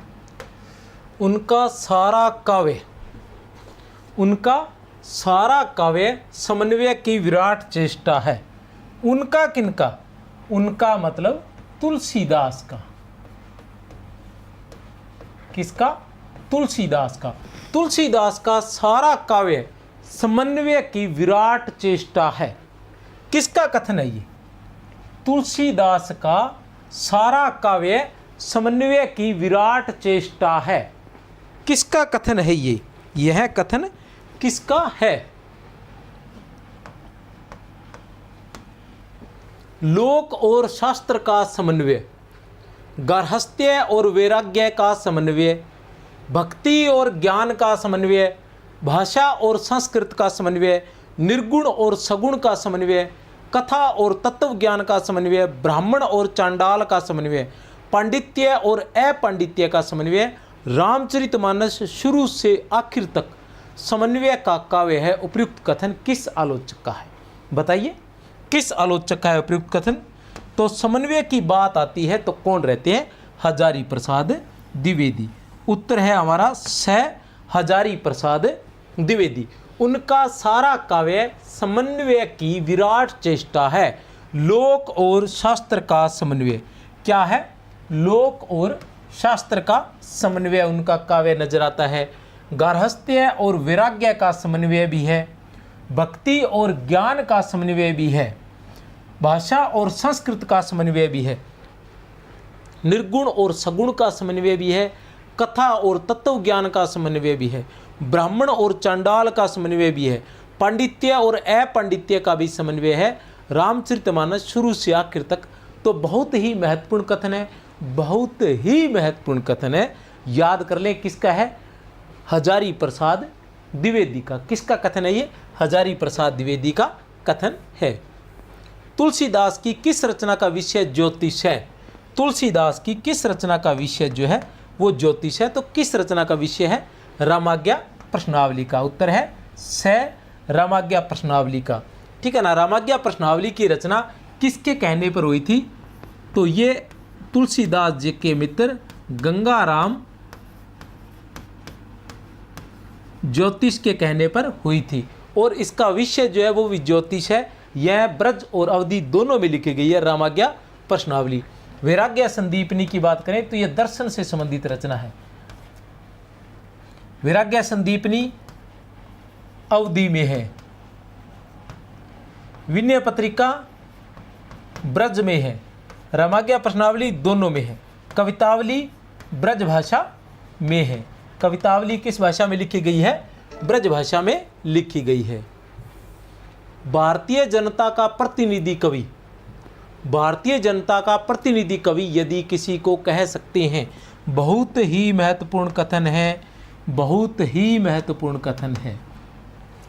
भारतीय जनता का प्रतिनिधि कवि यदि किसी को कह सकते हैं तो इन्हीं महानुभव को। अन्य कविजन जीवन का कोई एक पक्ष लेकर है, पर इनकी वाणी की पहुंच मनुष्य के सारे भावों और व्यवहारों तक है। ये कथन किसका है? तो कथन है आचार्य रामचंद्र शुक्ल का। किसका कथन है? आचार्य रामचंद्र शुक्ल का। भारतीय जनता का प्रतिनिधि कवि तुलसीदास जी को भारतीय जनता का प्रतिनिधि कवि किसने कहा था? तो आचार्य रामचंद्र शुक्ल ने कहा था। तुलसीदास को भारतीय जनता का प्रतिनिधि कवि किसने कहा था? तो आचार्य रामचंद्र शुक्ल ने कहा था। ये बात गांठ बांध लेना। 100% इस प्रकार के कथन पूछे जाएंगे और जैसे जैसे आगे बढ़ते जा रहे हैं पेपर वैसे वैसे कथनों की संख्या जो है वो भी बढ़ती जा रही है। याद रखना। रहीम के आग्रह पर तुलसीदास रचित ग्रंथ है। अब पहले वाली रचना किसके आग्रह पर लिखी गई थी? गंगाराम ज्योतिष के कहने पर लिखी गई थी। अब रहीम के आग्रह पर। रहीम से तात्पर्य क्या है? रहीम से तात्पर्य है अब्दुल रहीम खान खाना। अब्दुल रहीम खान खाना कौन थे? अब्दुल रहीम खान खाना, अब्दुल रहीम खान खाना बैराम खां के पुत्र थे। बैराम खां कौन थे? अकबर के संरक्षक थे। जब छोटी आयु में अकबर को राजा बनाया गया था तब वही उनके संरक्षक थे। तो उनके पुत्र थे अब्दुल रहीम खान खाना और रहीम जो थे वो तुलसीदास जी के मित्र थे। उनके कहने पर किस ग्रंथ की रचना की थी? किसने? तुलसीदास जी ने। तो उनके कहने पर किस ग्रंथ की रचना की थी? बरवई रामायण की। क्योंकि रहीम की रचना का नाम था बरवई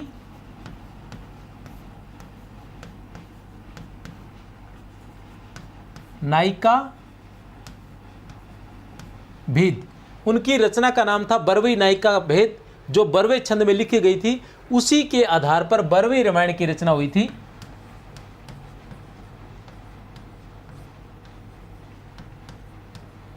बरवई छंद में। ठीक है ना। किसमें? बरवई छंद में। और किसमें? ये अवधी भाषा में है। किस भाषा में लिखी गई है बरवे रामायण? अवधी भाषा में। जानकी मंगल और पार्वती मंगल ये भी अवधी भाषा में ही लिखी गई है। जानकी मंगल और पार्वती मंगल।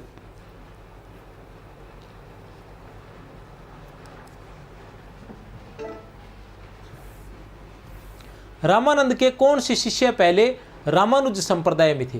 रामानंद के कौन से शिष्य पहले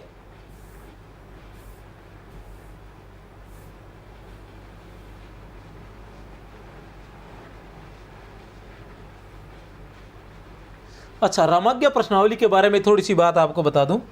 रामाज्ञा प्रश्नावली के बारे में यह है कि रामाज्ञा प्रश्नावली में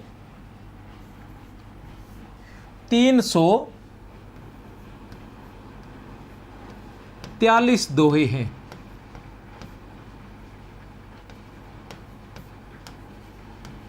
रामाज्ञा प्रश्नावली में 343 दोहे हैं और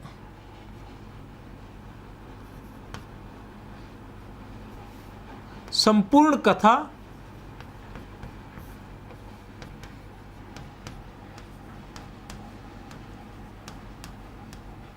दोहों में है। संपूर्ण कथा जो है वो दोहों में है। कुल 343 दोहे हैं, 7 सर्ग हैं। कितने सर्ग हैं? इसे किस में विभाजित किया गया? सर्गों में। 7 सर्ग हैं। प्रत्येक सर्ग में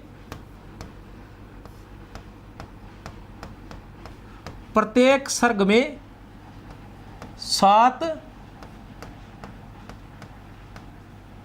सप्तक हैं। प्रत्येक सर्ग में 7 सप्तक हैं और प्रत्येक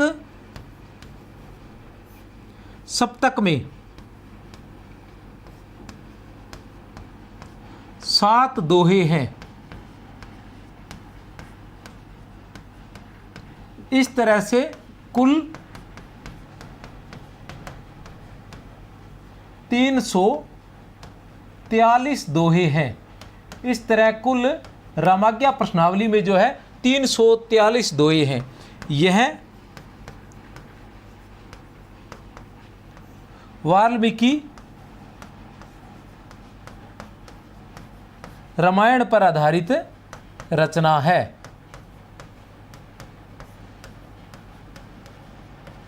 ठीक है ना? किस पर? वाल्मीकि रामायण पर आधारित रचना है। किसके कहने पर लिखी गई थी? ये गंगाराम ज्योतिष के कहने पर लिखी गई थी। इसका विषय क्या है? ज्योतिष है। ठीक है ना? ध्यान रह जाएगा। चलते हैं आगे। कहाँ थे हम? रहीम के आग्रह पर। ठीक है। रामानंद के कौन से शिष्य पहले रामानुज संप्रदाय में थे? रामानंद के कौन से शिष्य पहले रामानुज संप्रदाय में थे? कौन से? श्री आनंद। अब श्री आनंद जो है ये कथन कहाँ से लिया गया है? ये हजारी प्रसाद द्विवेदी से लिया गया है। कहाँ से लिया गया है? हजारी प्रसाद द्विवेदी का कथन है। ये क्यों है हजारी प्रसाद द्विवेदी का? क्योंकि श्री आनंद को, ठीक है ना, श्री आनंद को रामानंद का शिष्य हजारी प्रसाद द्विवेदी ने ही माना है। किसने माना है? हजारी प्रसाद द्विवेदी ने ही माना है।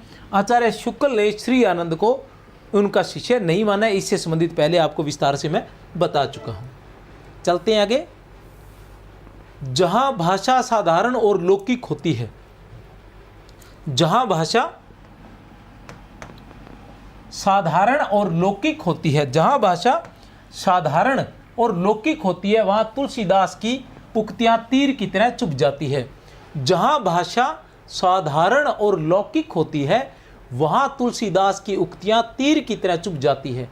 और जहां शास्त्रीय और गंभीर होती है, वहां पाठक का मन चील की तरह मंडराकर प्रतिपाद्य सिद्धांत को ग्रहण कर उठ जाता है। कितना महत्वपूर्ण पंक्ति है, कितनी महत्वपूर्ण पंक्ति उक्ति है, क्या कहेंगे, कथन है। ठीक है। जहां भाषा साधारण और लौकिक होती है, वहां तुलसीदास की उक्तियां तीर की तरह चुभ जाती है। और जहां शास्त्रीय और गंभीर होती है, वहां पाठक का मन चील की तरह मंडराकर प्रतिपाद्य सिद्धांत को ग्रहण कर उठ जाता है। तो किसकी है ये उक्तियां? ये होनी चाहिए हजारी प्रसाद द्विवेदी की। किसकी उक्तियां होनी चाहिए? हजारी प्रसाद द्विवेदी की। मूल प्रति में देख लेते हैं कि किसकी है ये उक्तियां।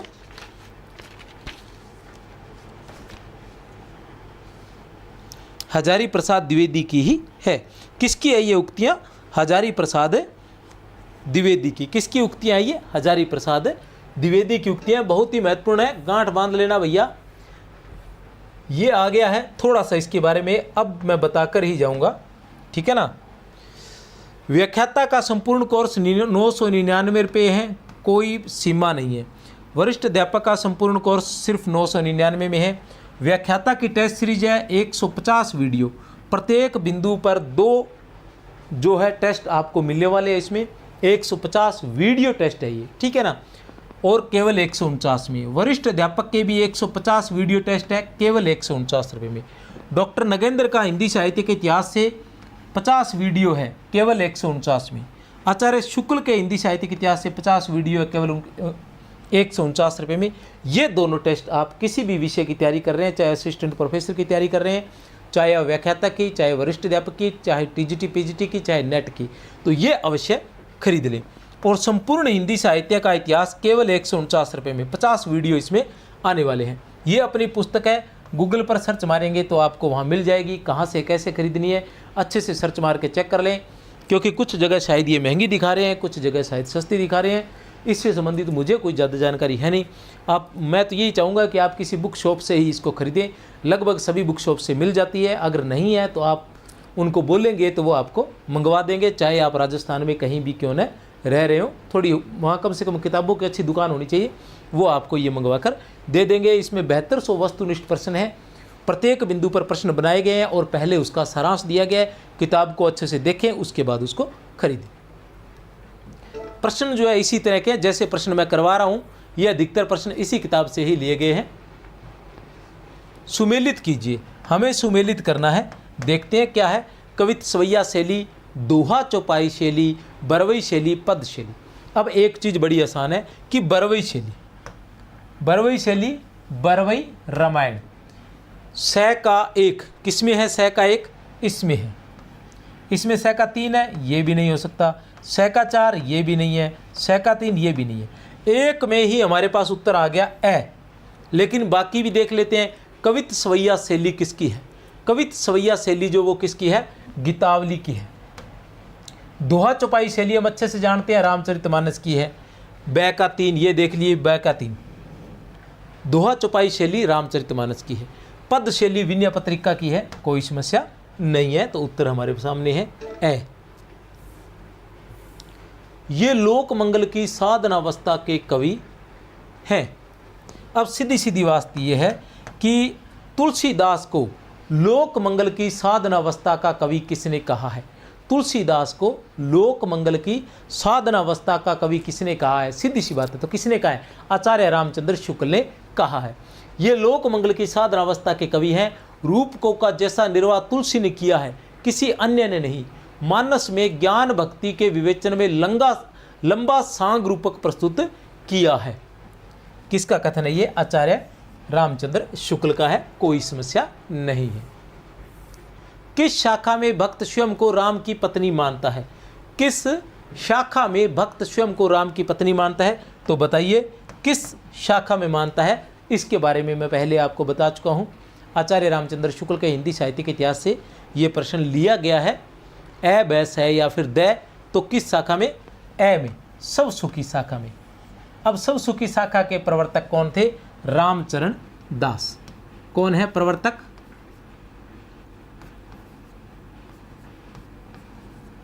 प्रवर्तक कौन है? रामचरण दास।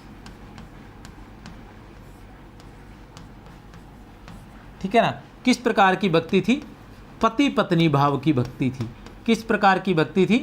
पति पत्नी भाव की भक्ति। समझ गए? किस प्रकार की भक्ति थी? पति पत्नी भाव की भक्ति थी। दूसरा इसमें क्या था कि भक्त जो है वो क्या करते थे? 16 श्रृंगार करके, 16 श्रृंगार करके अपने पति लाल साहब से मिलने जाते हैं। लाल साहब किसे कहा गया है? लाल साहब किसे कहा गया है? तो लाल साहब यहाँ राम को कहा जाता है। सब सुखी शाखा में लाल साहब राम को कहा जाता है और तत्सुखी शाखा में युगल सरकार कहा जाता है। सीताराम को युगल सरकार कहा जाता है। तत्सुखी शाखा के प्रवर्तक कौन थे? जीवाराम थे। कौन थे? जीवाराम थे। इसमें क्या था? तत्सुखी शाखा में क्या था? सखी भाव की उपासना थी। सखी भाव की उपासना थी। किस भाव की थी? सखी भाव की। और सब सुखी में किस भाव की उपासना थी? इसमें पति पत्नी भाव की उपासना थी। अपने पति लाल साहब से मिलने जाते हैं, लाल साहब राम हैं। इसमें क्या था? रामचरण दास है रामचरितमानस के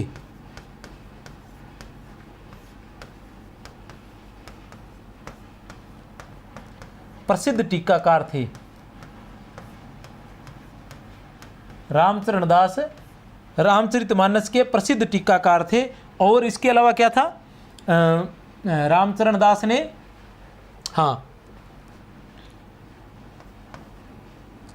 राम काव्य में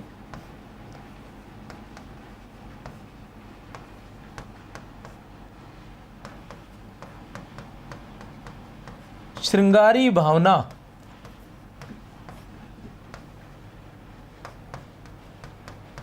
का श्रेय इन्हीं रामचरण दास को दिया जाता है।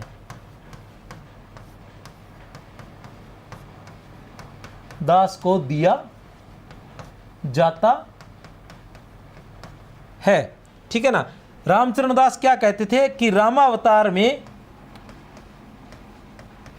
99 रास, ये कहते हैं, रामचरण दास कहते हैं कि रामावतार में राम ने 99 रास किए थे।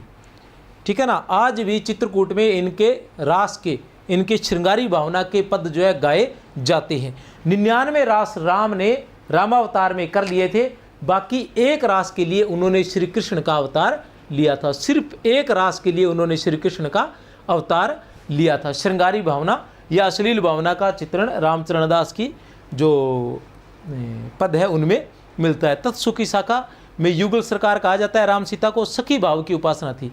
और जो तत्सुखी शाखा है इसी में प्रमुख भक्त हुए थे युगलानन्य शरण। क्या नाम था? युगलानन्य शरण। उनके प्रति जो है वहाँ के महाराज थे, रीवा के महाराज थे रघुरासी हैं, उनकी बड़ी श्रद्धा थी। तो उन्हीं के कहने पर, युगलानन्य शरण के कहने पर रीवा के महाराज रघुराज सिंह ने, ठीक है ना, चित्रकूट में प्रमोद वन का निर्माण करवाया था। जैसे वृंदावन है वैसे ही प्रमोद वन बनाया गया था, वैसा का वैसा कहाँ? चित्रकूट में। ये थे सब सुखी शाखा, तत्सुखी शाखा। ये दोनों की दोनों शाखाएं जो है ये राम भक्ति शाखा में श्रृंगारी भावना का समावेश करने वाली, या राम भक्ति शाखा में श्रृंगारी भावना से संबंधित जो दो धाराएं चलती हैं वो ये हैं। ठीक है ना? और रसिक भावना का समावेश करने वाले, राम भक्ति में रसिक भावना का समावेश करने वाले अग्रदास थे। आचार्य रामचंद्र शुक्ल द्वारा तुलसीदास जी के बताए हुए 5 बड़े ग्रंथों में सम्मिलित नहीं है। आचार्य रामचंद्र शुक्ल ने क्या किया था? तुलसीदास जी के ग्रंथों को 2 भागों में बांटा था, 5 बड़े ग्रंथ और 7 छोटे ग्रंथ। 5 बड़े ग्रंथ और 7 छोटे ग्रंथ। इनमें से कौन सा नहीं है? दोहावली, कवित्त रामायण, गीतावली, बरवे रामायण। तो बरवे रामायण जो है वो बड़ा ग्रंथ नहीं है। बड़े ग्रंथ कौन से थे? आसानी से बड़े 5 ग्रंथ। किसके अनुसार? शुक्ल के अनुसार। पहला कौन सा होगा? बड़ी आसानी से हमें याद होना चाहिए, सबसे बड़ा ग्रंथ है रामचरित मानस। फिर कौन सा आएगा 2 नंबर पर? विनय पत्रिका।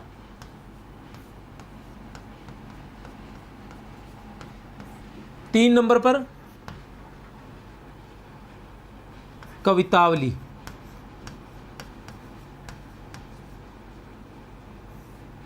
4 नंबर पर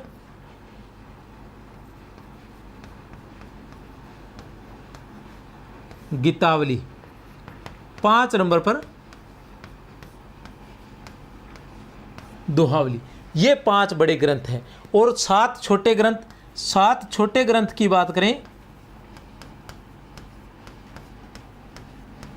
वो कौन से थे, तो 1 नंबर पर आ जाता है पार्वती मंगल, आसान है। 2 नंबर पर देखिए विवाह वाले पहले कर दें, पार्वती मंगल, फिर आ जाएगा जानकी मंगल। पार्वती मंगल में पार्वती का विवाह, जानकी मंगल में जानकी का विवाह, और रामलला नहचू में राम का विवाह। रामलला नहचू में क्या है, विवाह में जो नाखून काटने की परंपरा होती है, या जो क्या बोलते हैं उसको, वो रामलला नहचू, इसमें नाखून काटने के कोई है पद वगैरह गाए गए हैं, ठीक है ना, रामलला नहचू। उसके बाद आता है 4 नंबर पर बरवई रामायण। बरवई रामायण, बरवई से वैराग्य संदीपनी, वही से वैराग्य संदीपनी, वैराग्य के रा से रामाज्ञा प्रश्नावली।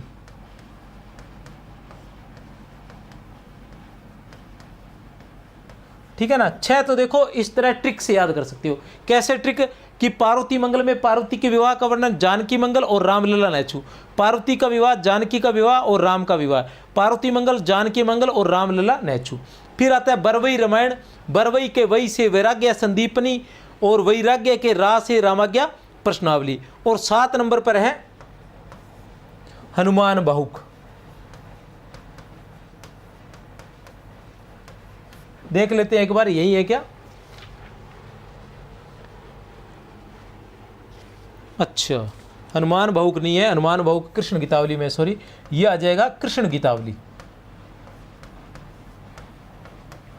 याद रख लेना, कृष्ण गीतावली। ये है राम गीतावली, वो है कृष्ण गीतावली, ठीक है ना। ये 7 ग्रंथ आ गए, पार्वती मंगल, जानकी मंगल, रामलला नहचू, बरवई रामायण, वैराग्य संदीपनी, रामाज्ञा प्रश्नावली और कृष्ण गीतावली। इस तरह से आप याद कर सकते हैं आसानी से। तुलसीदास का संपादन किसने किया था, तुलसीदास पुस्तक का संपादन किसने किया था, बिल्कुल आसान है, किसने किया था, वियोगी हरि ने। किसने किया था, वियोगी हरि ने किया था। मात पिता जग जाई तजो, मात पिता जग जाई तजो, विधि न लिखियो कछु भाल भलाई। फिर आ गया प्रश्न, बड़ा ही आसान है लेकिन बार बार करने से याद हो जाएगा, पद याद नहीं होते। मात पिता, मात पिता, तय आया है तो तय किसमें है, कवितावली में, याद रखना। मात पिता कवितावली, न आएगा तो विनय पत्रिका, जन जननी कवितावली। मात पिता जग जाई तजो, विधि न लिखियो कछु भाल भलाई। मात पिता, पिता मात पिता तय से कवितावली, याद रह जाएगा ना। जनक जननी तजो जन्मी, जनक जननी तजो जन्मी, कर्म बिनु विधिहु सिरजो अवडेरे। जनक जननी, जनक जननी न है तो किस में रहेगा, विनय पत्रिका। किसका है ये, विनय पत्रिका का पद है, याद रख लेना। गोस्वामी तुलसीदास जी के मित्रों में नहीं है, गोस्वामी तुलसीदास जी के मित्रों में नहीं है तो कौन नहीं है, रहीम दास जी तो थे, महाराजा मानसिंह भी थे, नाबादास भी थे, सूरदास जी उनके मित्रों में नहीं थे। वैसे सूरदास जी से मिले ऐसा आता तो है प्रसंग, ठीक है ना, सूरदास जी के पास आए थे इस तरह से। अच्छा सूरदास जी का तो, हाँ सूरदास का था, नाबादास का तो आता है, ठीक है ना। वो कौन सा प्रसंग है नाबादास वाला, वो जूती, संत की जूती के अंदर खीर लेने वाला नाबादास वाला प्रसंग है। कि नाबादास जी, संक्षेप में बता देता हूँ, नाबादास जी तुलसीदास जी से मिलने जाते हैं, लेकिन तुलसीदास जी व्यस्त होते हैं किसी कारण से, तो नाबादास जी वापस जब वो जैसे फ्री होते हैं वो देखते हैं तो वो नाबादास जी वापस आ जाते हैं। तुलसीदास जी को लगता है कि कहीं नाबादास जी ये ना समझ ले कि मुझे अहंकार है, इसलिए वो फिर दौड़े दौड़े पीछे आते हैं। आगे नाबादास जी कुछ कार्यक्रम में व्यस्त होते हैं, या उन्होंने कोई सत्संग बुला रखी होती है और वो भोजन वगैरह करवा रखे होते हैं सत्संग में, तो तुलसीदास जी आगे ना जाकर पीछे पीछे खड़े हो जाते हैं, और कोई पात्र नहीं रहता, वो खीर बांट रहे होते हैं तो उनके पास कोई पात्र नहीं रहता, तो वो क्या है कि किसी साधु संत की जूती उठा लेते हैं और उसमें ही वो प्रसाद लेने लग जाते हैं। तब वो कहते हैं कि भी इस पात्र में कैसे, तो वो कहते हैं कि इससे बढ़कर मेरे लिए कोई पात्र कैसे हो सकता है, एक साधु की जूती से पवित्र कोई चीज़ कैसे हो सकती है। फिर नाभादास जी का जो मन में उनके प्रति जो मतलब व्यवहार, जो उनके मन में जो भी द्वंद्व होता है वो सारे दूर हो जाते हैं और वो उनके गले मिलते हैं। ये एक प्रसंग है छोटा सा। तुलसीदास जी रामानंद संप्रदाय की वैरागी परंपरा में नहीं जान पड़ते। तुलसीदास जी रामानंद संप्रदाय की वैरागी परंपरा में नहीं जान पड़ते। रामानंद की परंपरा में सम्मिलित करने के लिए उन्हें नर हरिदास का शिष्य बताकर जो परंपरा मिलाई गई है वह कल्पित प्रतीत होती है। उपयुक्त कथन किस आलोचक का है? इसके बारे में पहले भी बता चुका हूं मैं आपको, देख सकते हैं किस आलोचक का है, आचार्य रामचंद्र शुक्ल का है। कहने से तात्पर्य आचार्य रामचंद्र शुक्ल क्या लिखते हैं तुलसीदास जी के बारे में कि तुलसीदास जी को रामानंद संप्रदाय की वैरागी परंपरा, रामानंद संप्रदाय की एक वैरागी परंपरा भी है और तुलसीदास को रामानंद संप्रदाय की वैरागी परंपरा में नहीं जान पड़ते। शुक्ल के अनुसार तुलसीदास जी रामानंद की वैरागी परंपरा में नहीं जान पड़ते हैं। रामानंद की परंपरा में सम्मिलित करने के लिए उन्हें नर हरिदास का शिष्य बताकर जो परंपरा मिलाई गई है वह कल्पित प्रतीत होती है। कहने से तात्पर्य यह है कि तुलसीदास जी नर हरिदास को तुलसीदास का गुरु भी नहीं मानते हैं। नर हरिदास को तुलसीदास का गुरु भी नहीं मानते हैं। नर हरिदास जो थे वो उनके गुरु थे, उन्होंने उनका पालन पोषण किया था, ऐसे उनकी कथाओं में मिलता है। और शेष सनातन जी जो थे वो उनके शिक्षा गुरु थे तुलसीदास जी के। रामचरितमानस का ज्ञान कांड किसे कहा गया है? रामचरितमानस का ज्ञान कांड किसे कहा गया है? तो किसे कहा गया है? उत्तरकांड को जो है रामचरितमानस का ज्ञान कांड कहा गया है। तुलसीदास कवि थे, भक्त थे, पंडित सुधारक थे, लोकनायक थे और भविष्य के सृष्टा थे। उपयुक्त कथन किस आलोचक का है? मुझे याद तो नहीं आ रहा पर मैं तुक्का मारता हूँ, देखते हैं। तुलसीदास कवि थे, भक्त थे, पंडित सुधारक थे, लोकनायक थे और भविष्य के सृष्टा थे। हजारी प्रसाद द्विवेदी होना चाहिए, देख लेते हैं कौन है।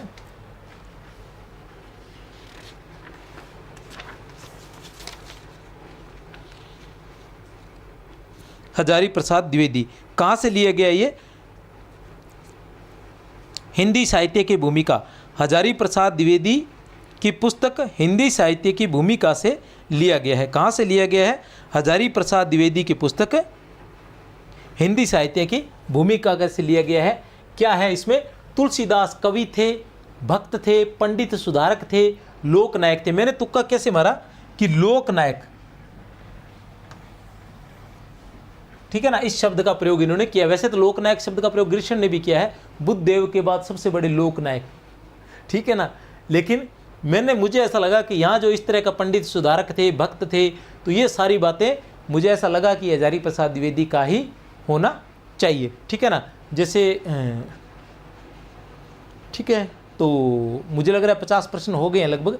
तो बाकी प्रश्न, क्लास भी काफ़ी लंबी होगी, बाकी प्रश्न हम नेक्स्ट में करेंगे। आप जरूर देखें। अगर आपने चैनल को सब्सक्राइब नहीं किया तो ज़रूर कर लेना। इसी प्रकार के प्रश्न, इससे बढ़कर जो प्रश्न है वो अगली श्रृंखला में होने वाले हैं। हर तरह के प्रश्न नेट, सेट, टीजीटी, पीजीटी हर जगह से पूछे जाने वाले, और हर मतलब ये दोनों अगर पूरी श्रृंखला दोनों आप क्वेश्चन कर लेंगे, लगभग 100 प्रश्न है, ये दोनों अगर 100 प्रश्न कर लेंगे तो आपको बहुत अधिक हेल्प मिलने वाली है राम काव्य से संबंधित। मेरी तरफ से आप सभी को बहुत बहुत शुभकामनाएं। जय हिंद, जय भारत। अगर क्लास पसंद आई है तो कमेंट जरूर करके जाना, बेईमानी मत करना, ठीक है ना।